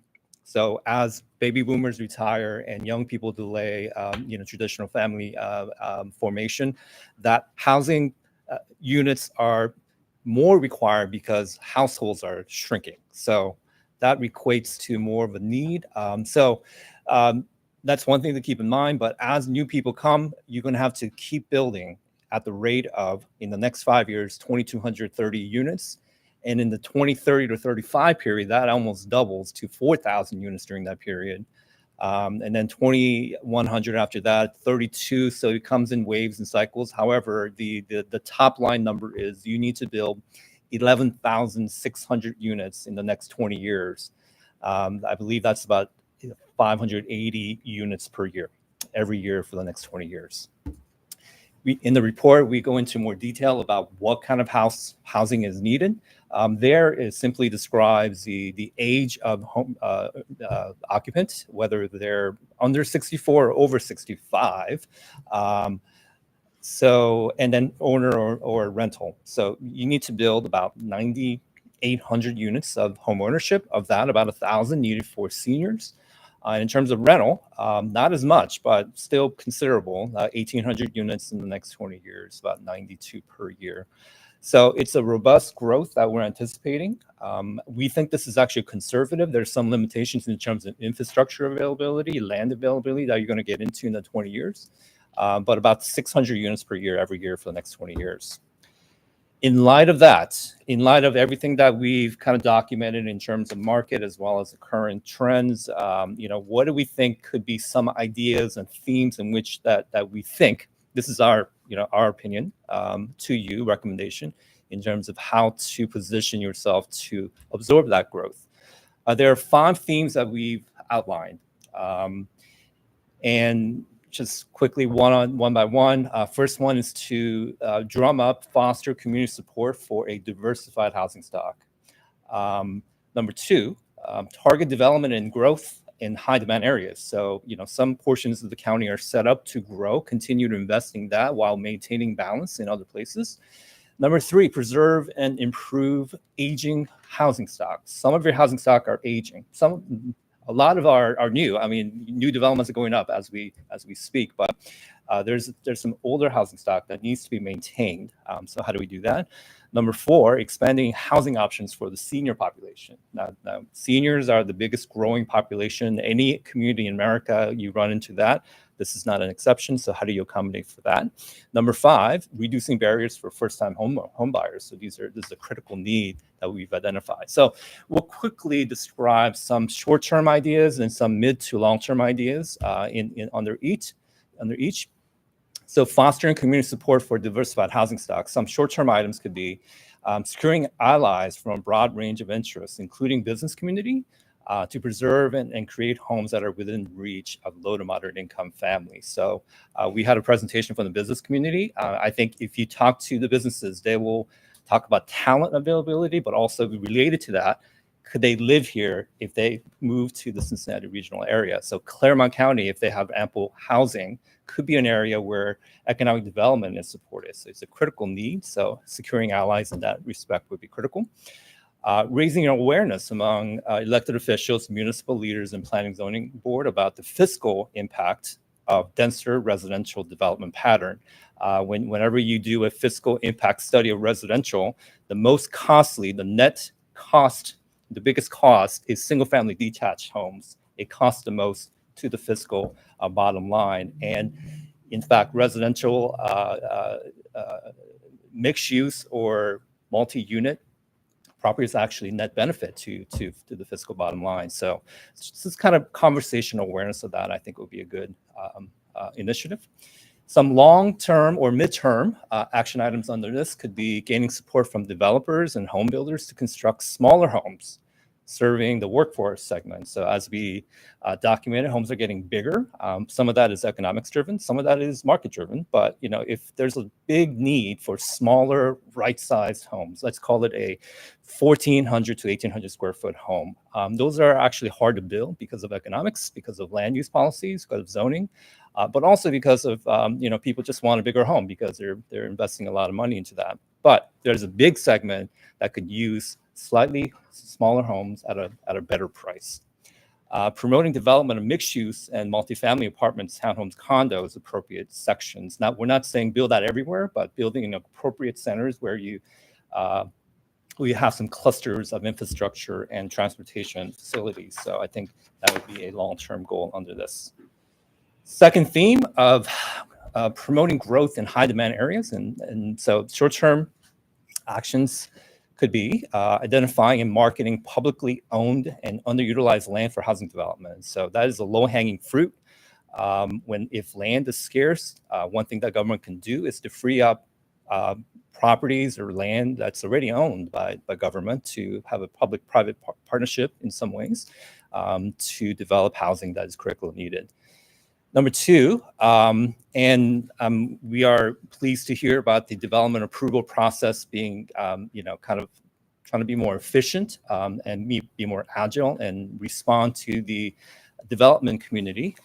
We've heard a lot about this actually from developers that we spoke with about potential bottlenecks that could happen when they're ready to build. But I think the approval process can delay critical time that developers really don't want to spend their time on. So, just assessing the efficiency, the transparency of that process would be beneficial to the housing supply. Production, and also a potential for increasing staffing that could review plan review. I think that would be something that the county could look into.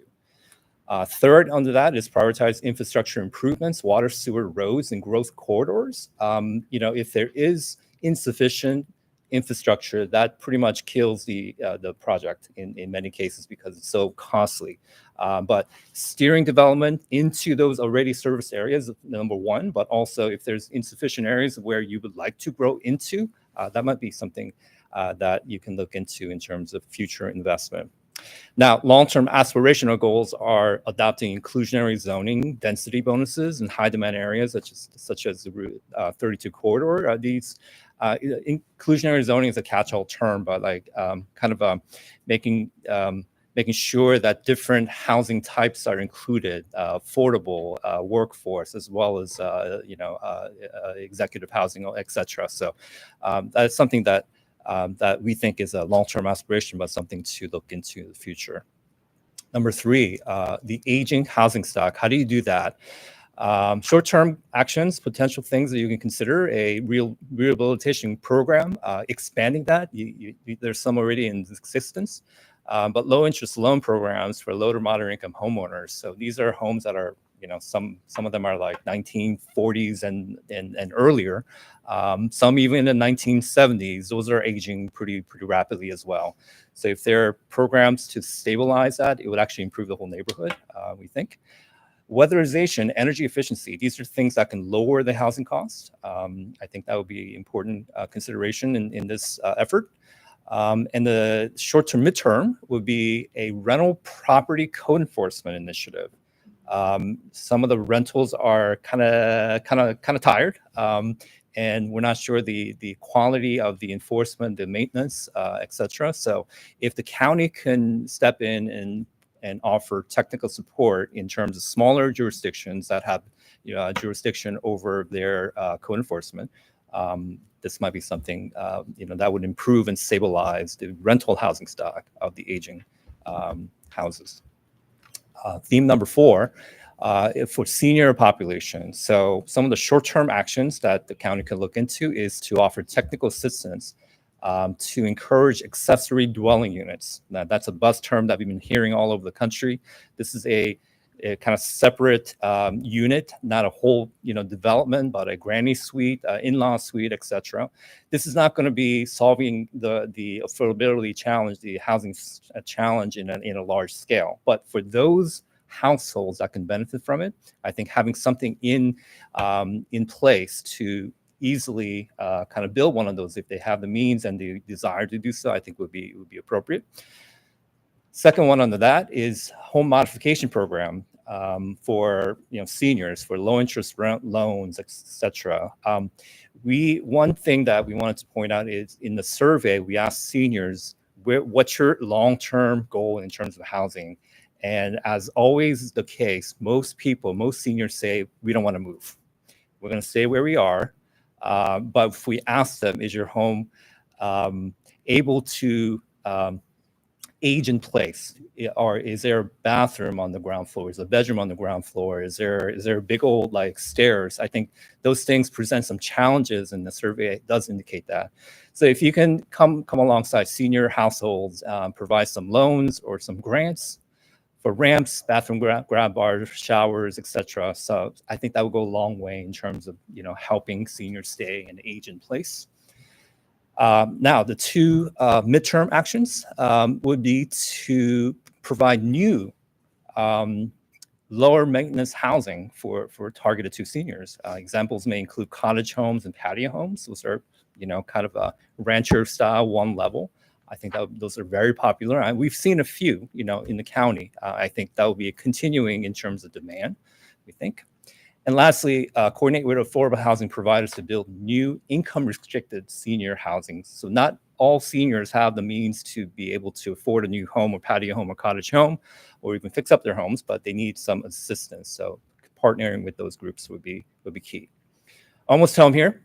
Number 5 is to reduce barriers to first-time home buyers. So this is a critical need. First-time home buyers are essentially priced out of the market for the time being in large respects. So how can you reduce the strain of these buyers? We think that short-term action could be developing a program to assist home buyers, particularly low-income households, with down payment assistance, low-interest loans, financial assistance, etc. Again, many of these programs are in existence, but kind of publicity is important, and also expanding that so that it's like a actual meaningful assistance that can help move them toward home ownership. And long-term, this is also aspirational. So feasibility establishing employer-assisted housing programs. We've seen this across many different areas in the country where large institutions, whether it's hospitals or educational programs, or even private employers, larger employers, help their employees with some of these things, down payment or a little fix-up grant, etc. So if there could be some partnership between public entities, private businesses, and first-time home buyers who are probably likely their employees, I think that would help soften the blow, the barriers to entry for first-time home buyers. These are very loose by intention. So yeah, we just wanted to point out before I take questions is the final public-facing document we think would best work as an online kind of publication. So we are working on a story map, which is basically a website that has a summary of all of these. So many people do not print on their printer and read them on paper like they used to. They read like this. So that format would allow people to do so. So with that, I can take any questions. Any questions, board? Very informative. Thank you. It is. It's amazing to take a look at that and see that, basically 3 townships are the, really the largest demographic of that housing need, and actually the growth in this county. So you bet. Anything else? Well, thank you. Thank you, Isaac. Thank you. Thank you. We will move on with letter E. Letter E is public participation. Is there anyone here today that would like to participate from the public? Absolutely. Hold on just a minute. I have to read you your rights. You can walk on over there. During this time, the board does not answer questions nor engage in debate. No member of the public may comment about a matter that's not within the purview of the county commissioner's responsibilities. The commissioners are not expected to comment on matters brought to the board at this time, and each speaker will speak only once and be recognized by the board president. In accordance with the board's rules, you have 5 minutes.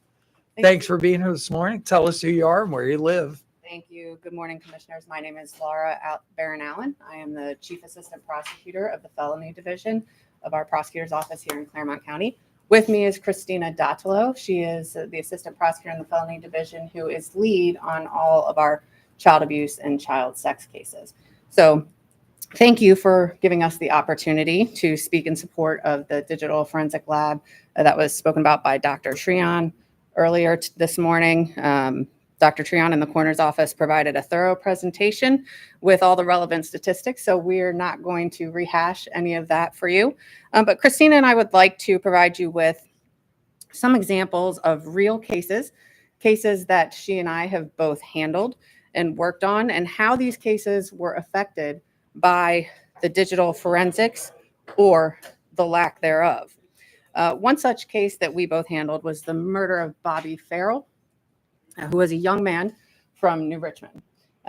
Bobby went missing on July 6th of 2021 when he was just 23 years old.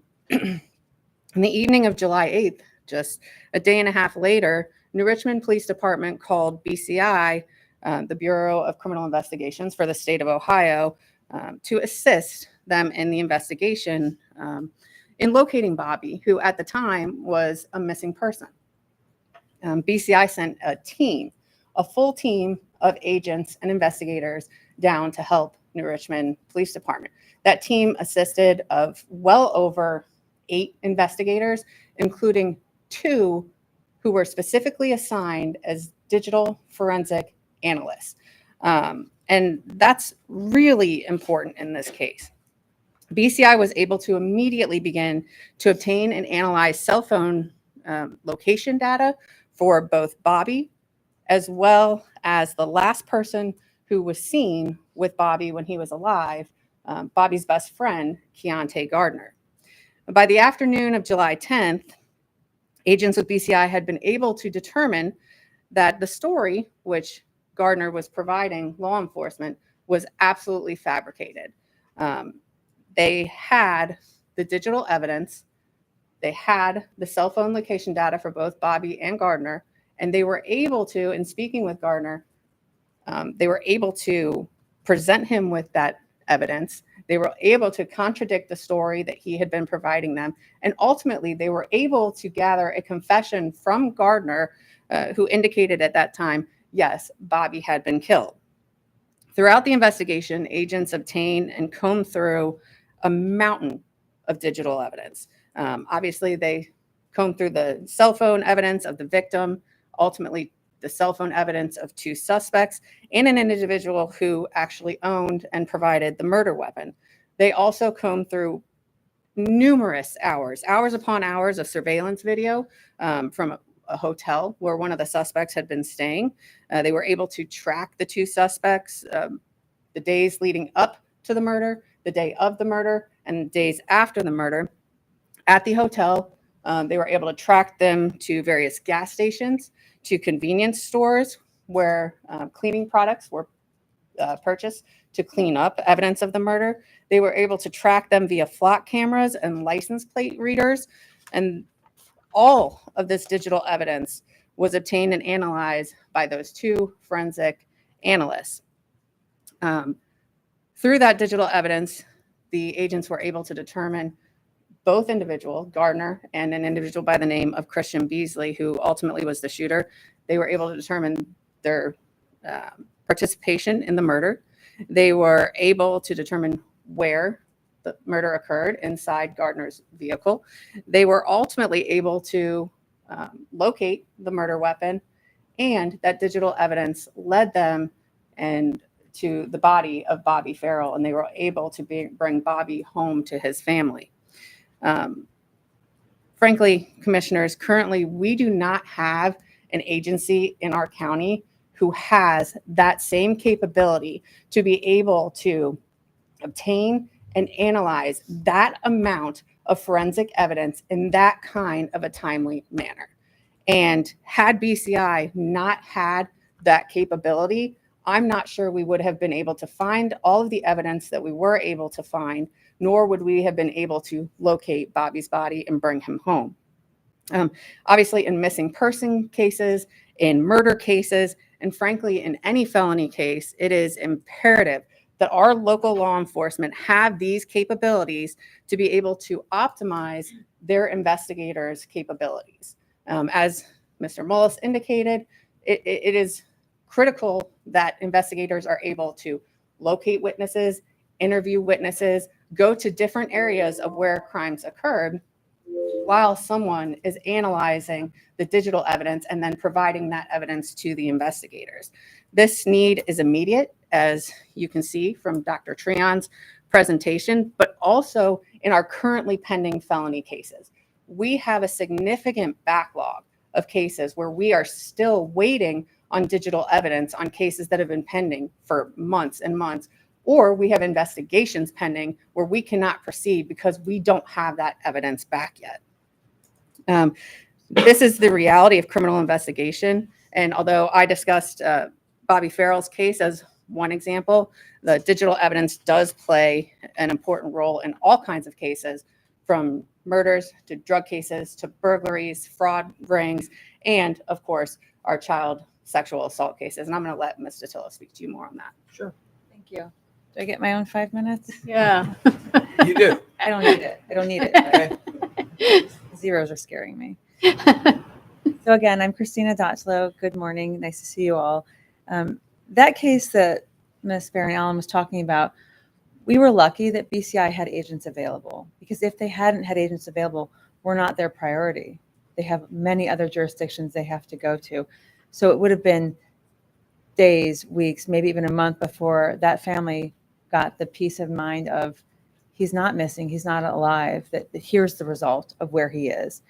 It would have taken a very long time for them to have their closure, and we would have lost a great deal of evidence that we used to prosecute both of them and to prosecute them successfully. On top of that, when we go to places like RECE or CIS in Cincinnati, BCI, Ohio State Patrol, we are not their priority. So when we subpoena them, our subpoenas, they have to answer to a subpoena, of course. But if they have their county to go to, those trials matter first to them. So we are secondary when we want to prove our case. And we had to go to BCI, what is that, an hour and a half away? London. Every time we wanted to meet with these officers, the BCI agents, to prep for our trial and gather our evidence, we had to drive there to meet with them. That's a huge burden for us when we're trying to prosecute hundreds and hundreds of cases. As you've heard, crime has risen. So that makes it tough. The subpoenas, the trial preparations, all of that makes it tough. What I wanted to talk about most importantly was, as you know, I do the child sexual assault cases, and that's primarily what I do. Most of those cases are delayed disclosures. And when you have a delayed disclosure of a child who's been sexually assaulted, you need corroboration. You're not going to have a 911 call. You're not going to have DNA. What is better corroboration than daddy took video of me, daddy took photo of me? But if it takes us 8 months to get that back, then that child is in that house still. And that child's siblings are still in that house, subjected to what this man has been doing, that she's been trying to tell us, or he's been trying to tell us has been happening, but we don't have any corroboration. And a lot of times these kids don't feel safe. They don't feel comfortable. So they might say something and then they pull it back. You've seen this. They give a statement and then they pull it back, whether it's recanting or just kind of backtracking. If we had the corroboration of the video evidence, the photographic evidence, that takes the pressure off the children. And we have a case, even if moms talk them out of going against dad, we still have a case against that man. And the child feels like, okay, this pressure is off of me and I don't have to even be in it. So, and of course it's women and men. I always say men because that's the majority. But so it would be huge to have the turnaround of hours, days, weeks versus months. And I know there's some officers here to talk to as well about the months long that they've been waiting for evidence in our cases where these perpetrators are just out.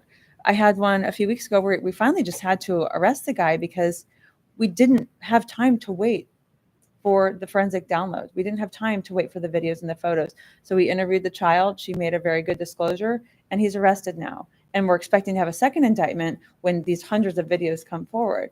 We don't always have those strong disclosures by children, but that doesn't mean it didn't happen. So we think these are really going to be, it'd be very helpful to have this lab for the child sex cases. The other thing is that I'm getting ready for trial in a few weeks. We had to send out the videos multiple times to RECE, multiple times to CAS to enhance the sound. If we could just go up the street to them to have them enhance the sound, it'd make it a lot easier. When you want a better, more clear picture, Mr. Mullis said they can handle that too. So we have to send these things to RECE, to CIS, just to make a picture more clear. It makes trial preparation much more difficult. And I'd rather spend my time addressing more children who need us versus spending a lot of time trying to get one picture clear, if that makes any sense. And that's all I have. Thank you. Thank you. Thank you. Thank you. Anyone else like to speak? You bet. Please tell us who you are and where you live. I'm Detective Barkley with Pierce Township Police. I won't take a lot of time. Ken, Dr. Treon, Christina, and Laura have laid out a lot of what I was going to say. So first off, good morning. I appreciate the opportunity to speak with you guys today. I'm here to voice my opinion, my strong opinion for the establishment of the Clermont County Coroner's Office Forensic Lab. As a detective, I regularly handle complex investigations that rely heavily on timely forensic analysis.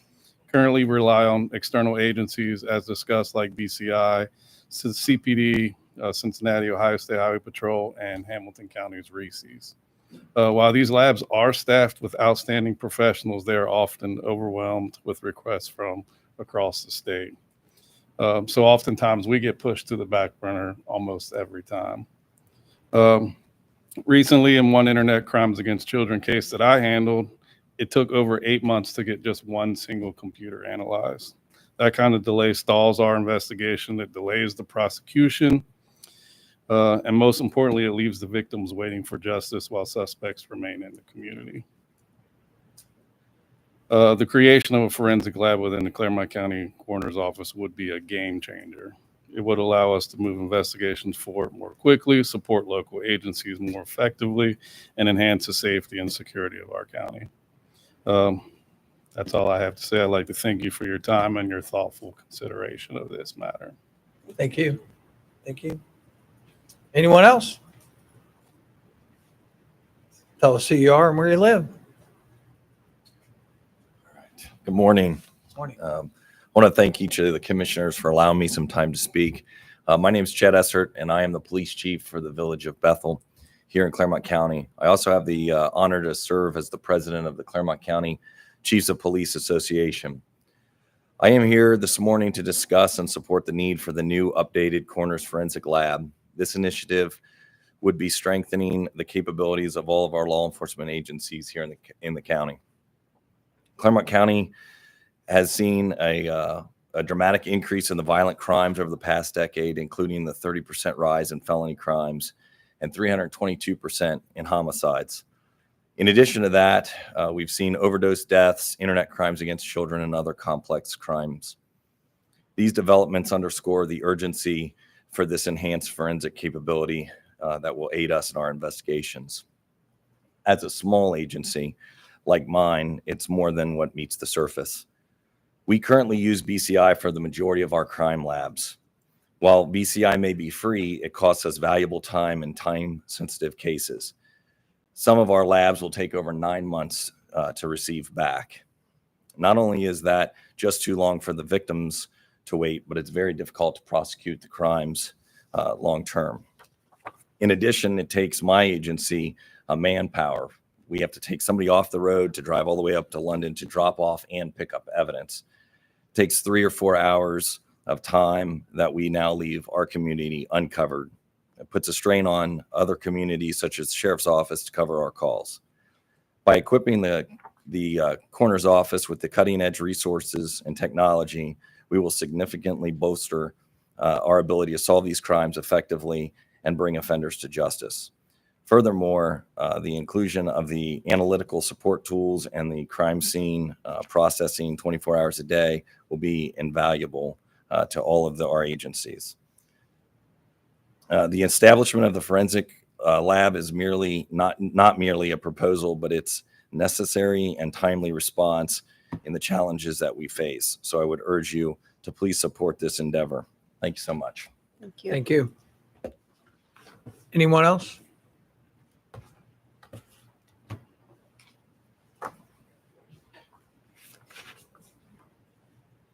Good morning, Commissioners. Morning. My name is Chris McMillan. I'm the Sergeant over Investigations with Goshen Township. I'm not going to touch on everything that everyone else has said and beat a dead horse with this, but speaking about the increase in crime, in the last 11 months, my agency alone has handled 2 homicides. During those investigations, the digital evidence was really key in solving those. I think an important thing to realize when you're talking about analyzing evidence is not only does it help us gather evidence to use against the suspect, but it also proves innocence. In a particular case, during the initial investigation, it appeared that the shooter's girlfriend was filming this homicide, which from the outside looking in initially looked like it was a pre-planned attack. Her phone was sent off to be analyzed. During that time, it took over 7 months to get that phone back. So we were not able to clear our shooter's girlfriend until 7 months after the actual shooting, and were able to determine that she was innocent, had no knowledge of the event. On the second case, a phone was sent out, suspect's phone, in another homicide investigation. And that phone initially came back with, and this law enforcement agency that we sent the phone to typically does not handle these types of crimes. We got the phone back after a few week delay, with the analyst saying that the phone contains no evidence related to your crime. That was, from what we were seeing, it was kind of hard to believe. So I went through the phone myself. I'm not trained to really analyze digital evidence, but it took me close to a little bit over 3 weeks to go through a whole phone. That was 3 weeks coming in every day, 50 hours a week, reading through text messages, phones, or excuse me, text messages, photos, anything your phone would contain. And during that, we found months of evidence related to that crime, months of abuse that have been occurring, and we're able to actually identify another suspect out of it, who had been in contact with another victim of the crime, and we're able to arrest her from that. So, like I said, don't want to take too much of the time, but it's definitely a huge need. It would definitely benefit every single agency in this county. Thank you. Anyone else? Seeing none, I'll close public participation and we will move on to letter F. Thank you. Thanks for coming and sharing those comments with us. We appreciate it. Board of Consent agenda has been prepared for you. I know you've had it early. Had an opportunity to look. Are there any items that need to be removed from the consent agenda for further consideration? Hearing none, I would ask for a motion to approve the consent agenda as prepared. Make the motion. I'll second. Been moved and second. Roll call, Gail. Commissioner Corcoran. Yes. Commissioner Batchelor. Yes. Commissioner Painter. Yes, we will move on to letter G, the non-consent agenda. Non-consent agenda starts on page 5 at item number 13. It's a recommendation that the Board of County Commissioners adopt resolution number 096-25 to approve payment to vendors in a total amount of $3,308,341.76 as outlined in the BCC approval invoice report for checks dated July 9th, 2025, BCC directed prepaid invoice reports, and the procurement card transaction report is presented by the county auditor on July 7th, 2025, and further authorizing the county auditor to issue warrants pursuant to compliance with section 319.16 of the Ohio Revised Code. Do I have a motion to pay the bills? I'll make the motion. Second. It's been moved in second. Roll call, Gail. Commissioner Batchelor. Yes. Commissioner Corcoran. Yes. Commissioner Painter. Yes. Item number 14. Item number 14 is Prosecutor's Office, Ken Mullis.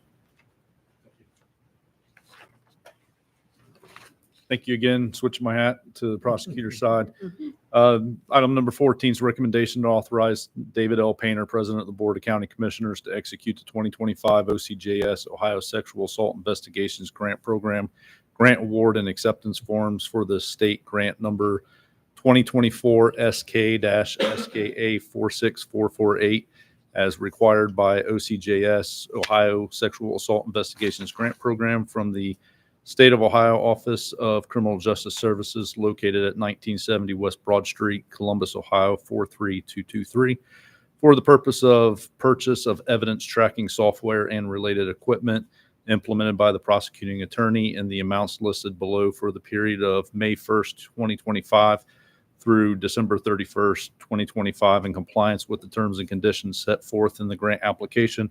This is the OCJS grant for $7,290 for that purchase, which is 100% funded by the Office of Criminal Justice Services with no match. Board, you've heard the reading of item number 14. Do I have a motion for approval? I'll make the motion. I'll second. Been moved and second. Any further conversation or discussion? Roll call, Gail. Commissioner Corcoran. Yes. Commissioner Batchelor. Yes. Commissioner Painter. Yes. Thank you. Item number 15. Item number 15 is Brian Shriver or Dan. Brian, you're here. Thanks for being here. Good morning, Commissioners. Morning. I'm here to present resolution number 097-25. This is a resolution to adopt the Clermont County Memorandum of Understanding concerning child abuse, neglect, and dependency investigations pursuant to Ohio Revised Code 2151.4220 and approving the Memorandum of Understanding in accordance with Ohio Revised Code 2151.4225. Board, you've heard the reading of item number 15. Do I have a motion for approval? I'll make the motion. I have a second. Been moved and second. Any further conversation or discussion? Roll call.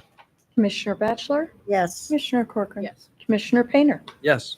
Thank you, Brian. Item number 16. Dottie Meyer. Hey, Donnie. Good afternoon, Commissioners. Glad you're here today. Thank you. Dottie Meyer from the Department of Job and Family Services. Item number 16 is a recommendation to approve the Memorandum of Understanding between the Clermont County Board of Commissioners, the Butler County Board of Commissioners, the Warren County Board of Commissioners, the Warren County Board of Commissioners, the Butler Clermont Warren Workforce Investment Board, also the required partners as outlined therein pursuant to the Workforce and Innovation and Opportunity Act, which is WIOA, which outlines the parties' roles, responsibilities, and funding commitments for the operation and funding of the local area workforce development systems and the Ohio Means Job Centers in Local Area 12 for state fiscal years 2026 and 2027. This is effective for the period of 7/1 of 25 through 6/30 of 27, and to authorize the execution of the MOU by Claire Corcoran in her capacity as Clermont County's representative on the Area 12 Chief Elected Official CEO Consortium, and that's pursuant to the terms and conditions. Board, you've heard the reading of item number 16. Do I have a motion for approval? I'll make the motion. I'll second. It's been moved and second. Any further clarification? Roll call, Gail. Commissioner Batchelor? Yes. Commissioner Corcoran? Yes. Commissioner Painter? Yes. Item- Excuse me, just Go ahead. Commissioner Corcoran, I did that because I thought maybe you couldn't vote on that with you. Oh, no, it's okay. I already Okay. cleared it with Gail. I didn't think I could either, but it was Okay, already. That's the reason I That was interrupted you. No Yeah, big you- deal. No big You're deal. the representative. You have to be able to sign the memory. Yeah. I think I have to.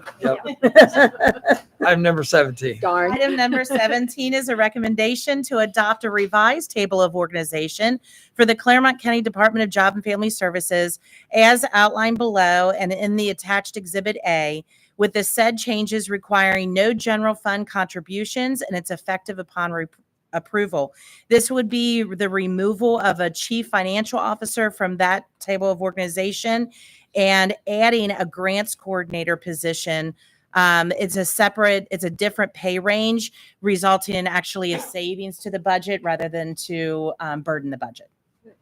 Board, you have heard the reading of item number 17. Do I have a motion for approval? Make the motion. I'll second. Been moved and second. Any further conversation? Roll call, Gail.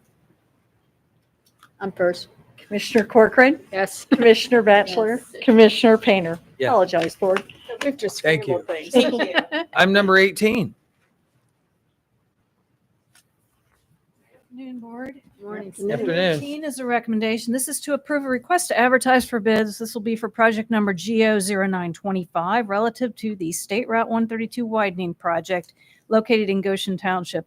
This will be pursuant to the plans and specs and to authorize the clerk of the board to place a legal notice in the newspaper of general circulation on July 17th with bids to be received until 2 p.m. on July 31st here in the office of the Board of County Commissioners, where they will be publicly open and read aloud. We also have this on our website. Board, you've heard the reading of item number 18. Do I have a motion for approval? I'll make the motion. I'll second. It's been moved and second. Anything further? Roll call, Gail. Commissioner Batchelor? Yes. Commissioner Corcoran? Yes. Commissioner Painter? Yes.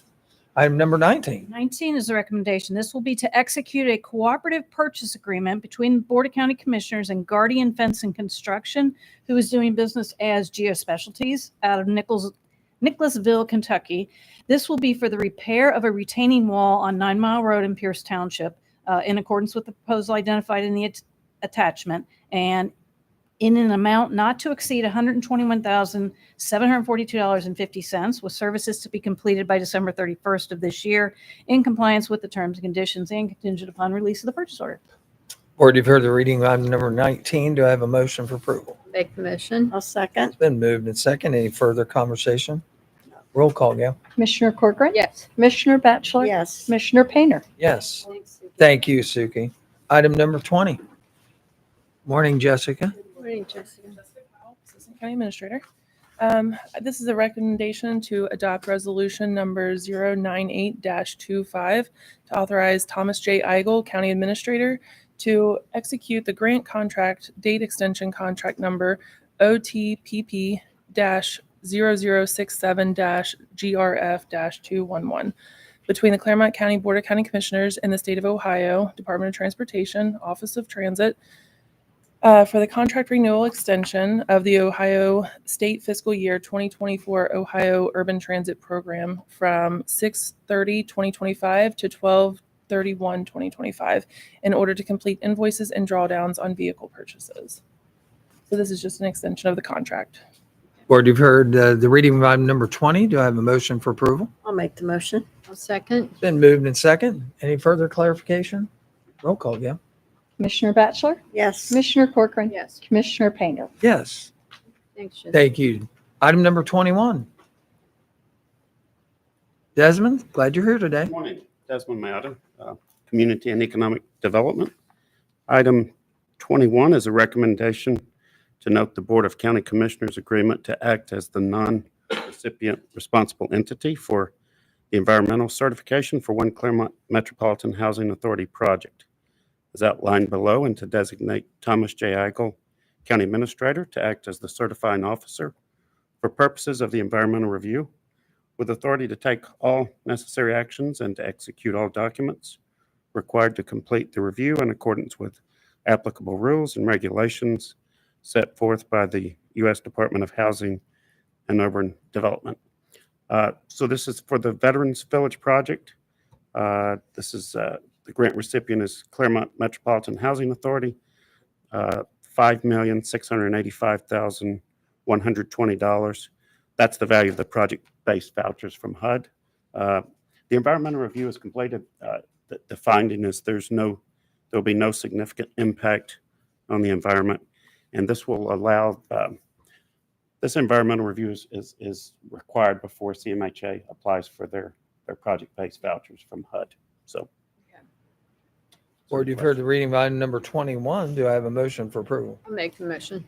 I'll second. It's been moved and second. Any further conversation? Roll call. Commissioner Corcoran? Yes. Commissioner Batchelor? Yes. Commissioner Painter? Yes. Item 22.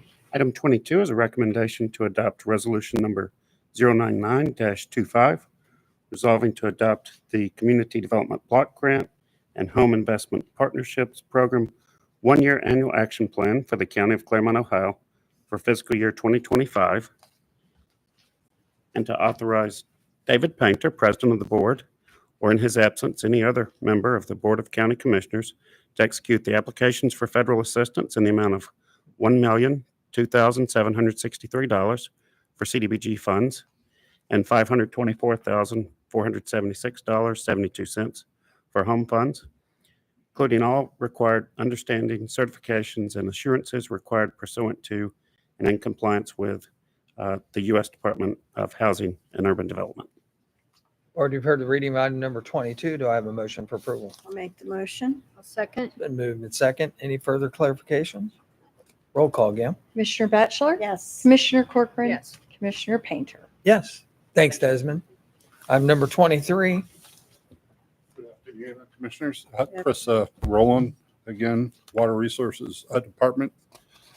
Item 23, a recommendation to authorize Thomas J. Eigel, County Administrator, to electronically e-sign an Ohio Public Works Commission project grant agreement for OPWC project grant control number CJ03AC by and between the County of Clermont, Ohio and the State of Ohio, acting by and through the Director of Public Works Commission relative to the White Oak Road water main replacement phase 2 project in concert with the state capital improvement program for fiscal year 2026 in an amount outlined below pursuant to in compliance with the terms and conditions specified. The grant agreement's $1 million, and the local match would be $184,646.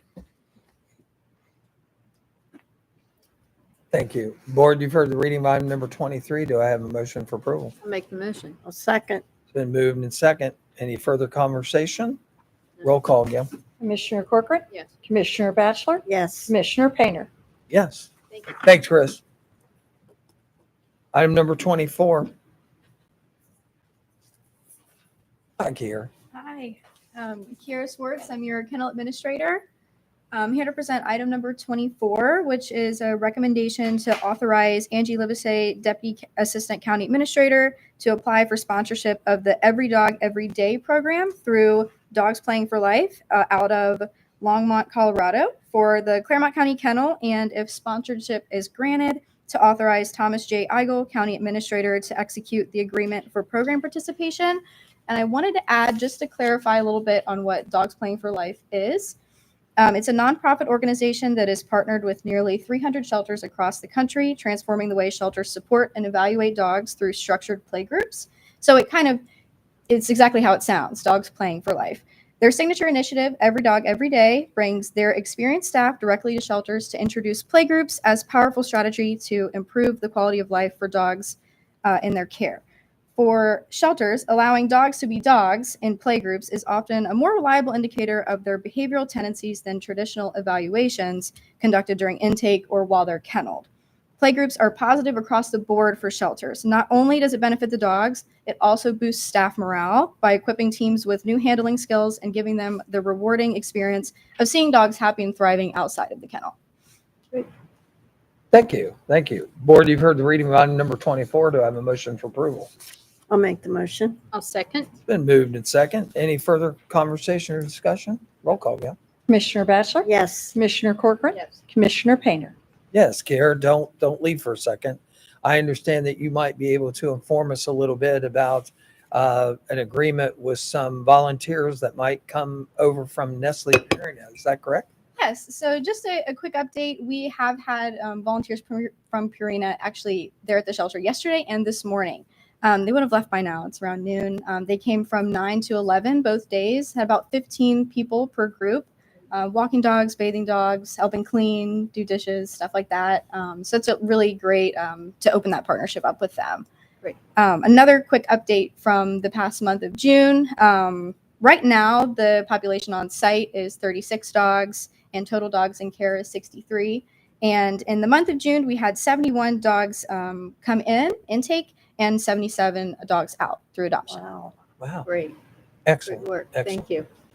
And thanks for fostering that kind of a relationship with Nestle Purina. I mean, that's a great partner to have. Yeah, we are very excited about it. You bet. Us too. Thank you. Thank you, Board. I'm number 25. I'm back. So this is a recommendation to approve the solicitation of requests for qualifications for as-needed architectural, mechanical, electrical, plumbing, and structural professional design services relative to remodeling and construction for offices, buildings, structures, and other appurtenances in compliance with Ohio Revised Code Section 153.68 and authorize the clerk of the board to place a legal notice for 2 weeks in the newspaper of general circulation beginning July 17th, 2025, with the statement of qualifications to be received no later than 2 p.m. local time on Thursday, July 31st, 2025, in the office of the Board of County Commissioners, where they will be publicly opened and read aloud. This notice will also be posted on the Clermont County Legal Notices website. Board, you've heard the reading of item number 25. Do I have a motion for approval? I'll make the motion. I'll second. Been moved and second. Any further conversation? Roll call, Gail. Commissioner Corcoran? Yes. Commissioner Batchelor? Yes. Commissioner Painter? Yes. Item number 26. Thanks, Jessica. This is a recommendation to authorize Thomas J. Eigel, County Administrator, to execute an agreement between the County of Clermont and the Ohio, Kentucky, Indiana OKI Regional Council of Governments, located in Cincinnati, Ohio, for comprehensive regional planning services for the County of Clermont, Ohio, for a total amount not to exceed $70,661, effective July 1st, 2025 through June 30th, 2026, in compliance with the terms and conditions in the agreement and contingent upon the receipt of the required purchase order. Board, you've heard the reading of item number 26. Do I have a motion for approval? I'll make the motion. And I will second that motion. Any further conversation?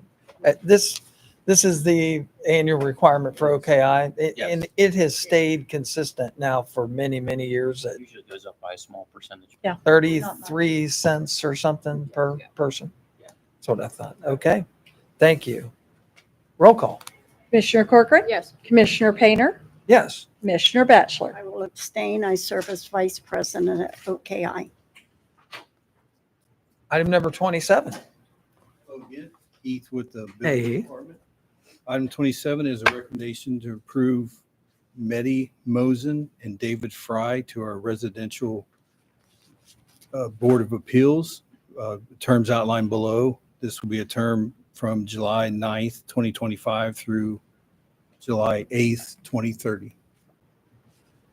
Board, you've heard the reading of item number 27. Do I have a motion for approval? I'll make the motion. I'll second. Been moved and second. Roll call, Gail. Commissioner Batchelor? Yes. Commissioner Corcoran? Yes. Commissioner Painter? Yes. Item number 28.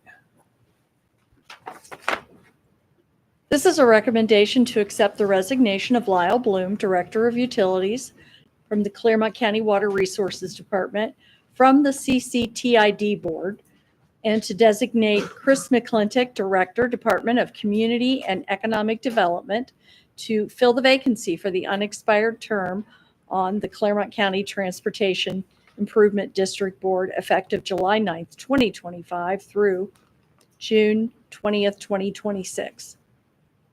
Board, you've heard the reading of item number 28. Do I have a motion for approval? I'll make the motion. I'll second. Been moved and second. Roll call, Gail.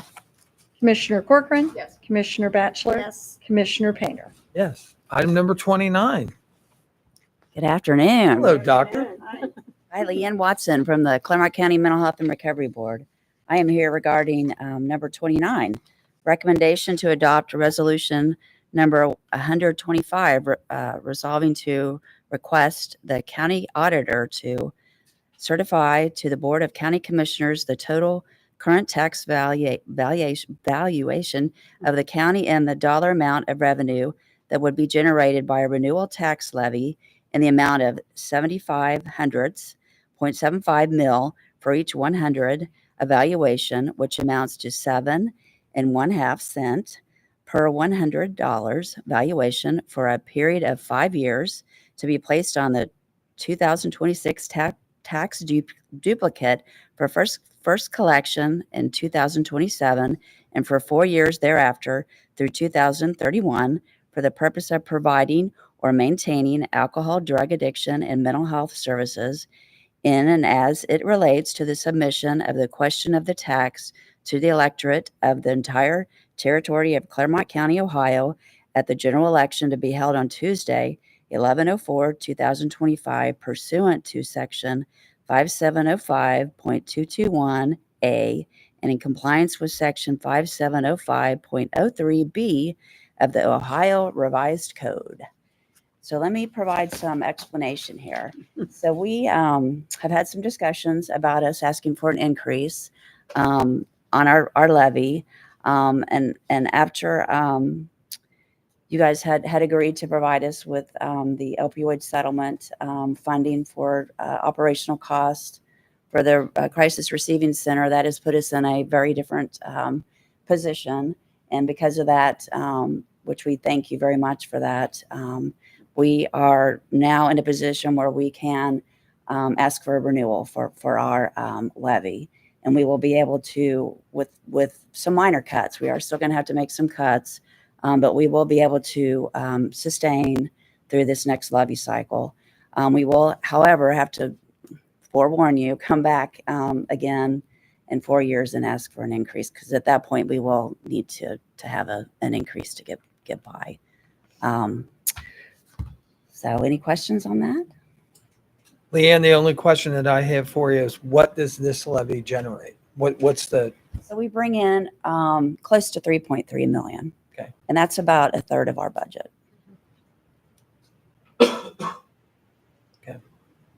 thank you. Board, you've heard the reading of item number 29. Do I have a motion for approval? I'll make the motion. Second, It's been moved and second. Any further conversation or discussion? just thank you for holding You bet. on Thank to it and not increasing, because I know people right now it's hard on everyone, and I'm just glad that things were able to work out. We could figure out some funding to sustain you, and I understand that you're talking about coming back, and we'll talk about that later. I know, right? We'll put that off. A lot later. Right. We really do appreciate that. And we completely understand the situation right now. It's not a good time to be asking for an increase, and completely understand that. Thank you very much. Thank you very much for your support. You're welcome. Thank you. Roll Leanne. call. Commissioner Batchelor, Yes. Commissioner Corcoran. Yes. Commissioner Painter. Yes. Thank you. Doctor, hang around for a little while if you would. Morning, Board. Good Morning. Emily Akers, Afternoon. OMB. I have a recommendation to resolve to approve and authorize changes in the annual appropriation resolution number 151-24 for calendar year 2025. We have several supplemental appropriations. So the very first three are for the comm center, and this has to do with the Duke grant that they received. So putting budget in place for the revenue they just got. So overtime, $850, fringe benefits, $150, and then other expenses, $5,000. So that's a total of $6,000.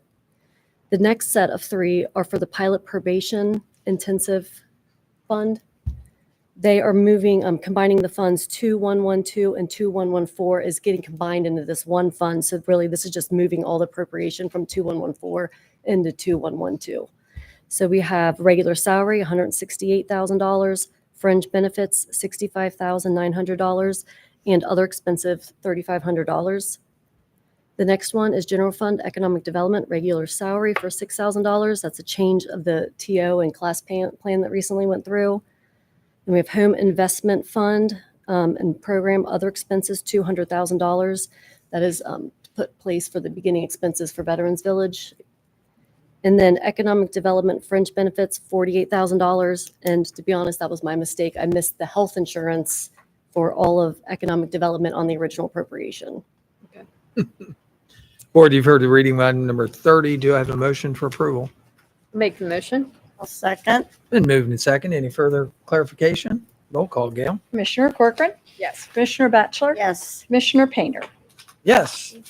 Thank you. Before we move on to additions to the agenda, I was just going, while Dr. Watson was here, I understand you might have been asked this morning if you had some availability for relocated folks that may need temporarily to be relocated from the coroner's office. Could you just talk about that for a second? Yes. We do have some space. We are going to be probably starting renovation for our crisis receiving center in our building in November, possibly.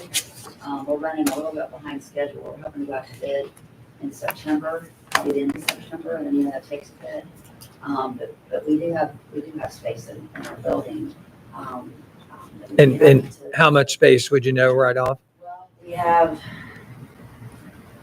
let's see, probably 4 offices in the back, that back hall, and then we have a section where there's cubicles. What the issue is going to be is we have 3 staff that are going to be also need to be replaced right when we begin the renovation. But we could certainly talk about that. I mean, I'll be happy to work with you guys to figure something out. Okay. I mean, it's probably not the most ideal space. I don't know how many staff you have. 2 full-time, 1 part-time. Okay. Well, I mean, you're welcome to come over and look at the building. I mean, you know where we are, next to the comm center. Okay. Yes. Yeah. Come whenever. I mean, we would be happy to help. Yes, okay. Thank you. Yeah. Thank you. We'll move to item H. Any additions to the agenda at this time? Not at this time. Okay, we'll go on to letter I.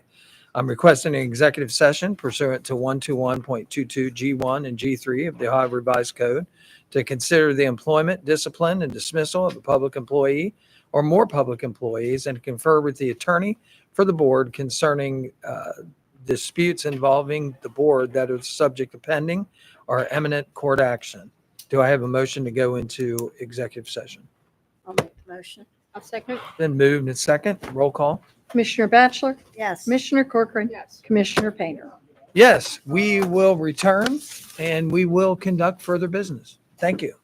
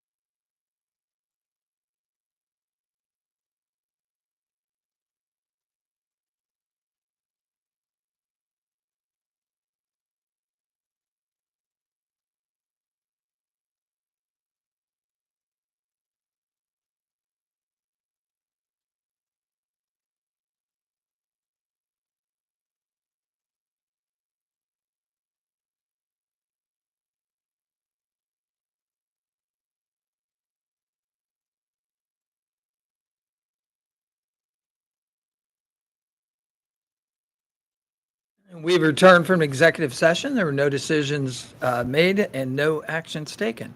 We will move on with our agenda. Are there any additions to the agenda we need to consider? Sir. All right, we will move to letter J, which is county elected and staff officials discussion. Any staff and elected officials discussion today? Today. Okay. Then we'll move on to member comments, board member comments. Do you have any updates or anything that you want to share with us today? Not at the moment. Okay. No. No? Okay. Then I would ask for a motion to adjourn today's meeting. I'll make the motion. I'll second. Been moved and second. Roll call, Gail. Commissioner Corcoran, Yes. Commissioner Batchelor, Yes. Commissioner Painter. Yes, thank you for being with us today here on this beautiful July 9th day. We are glad that you joined with us. If you joined at home, we're glad that you were on social media today to share the meeting with us. Thank you, and we'll see you next week.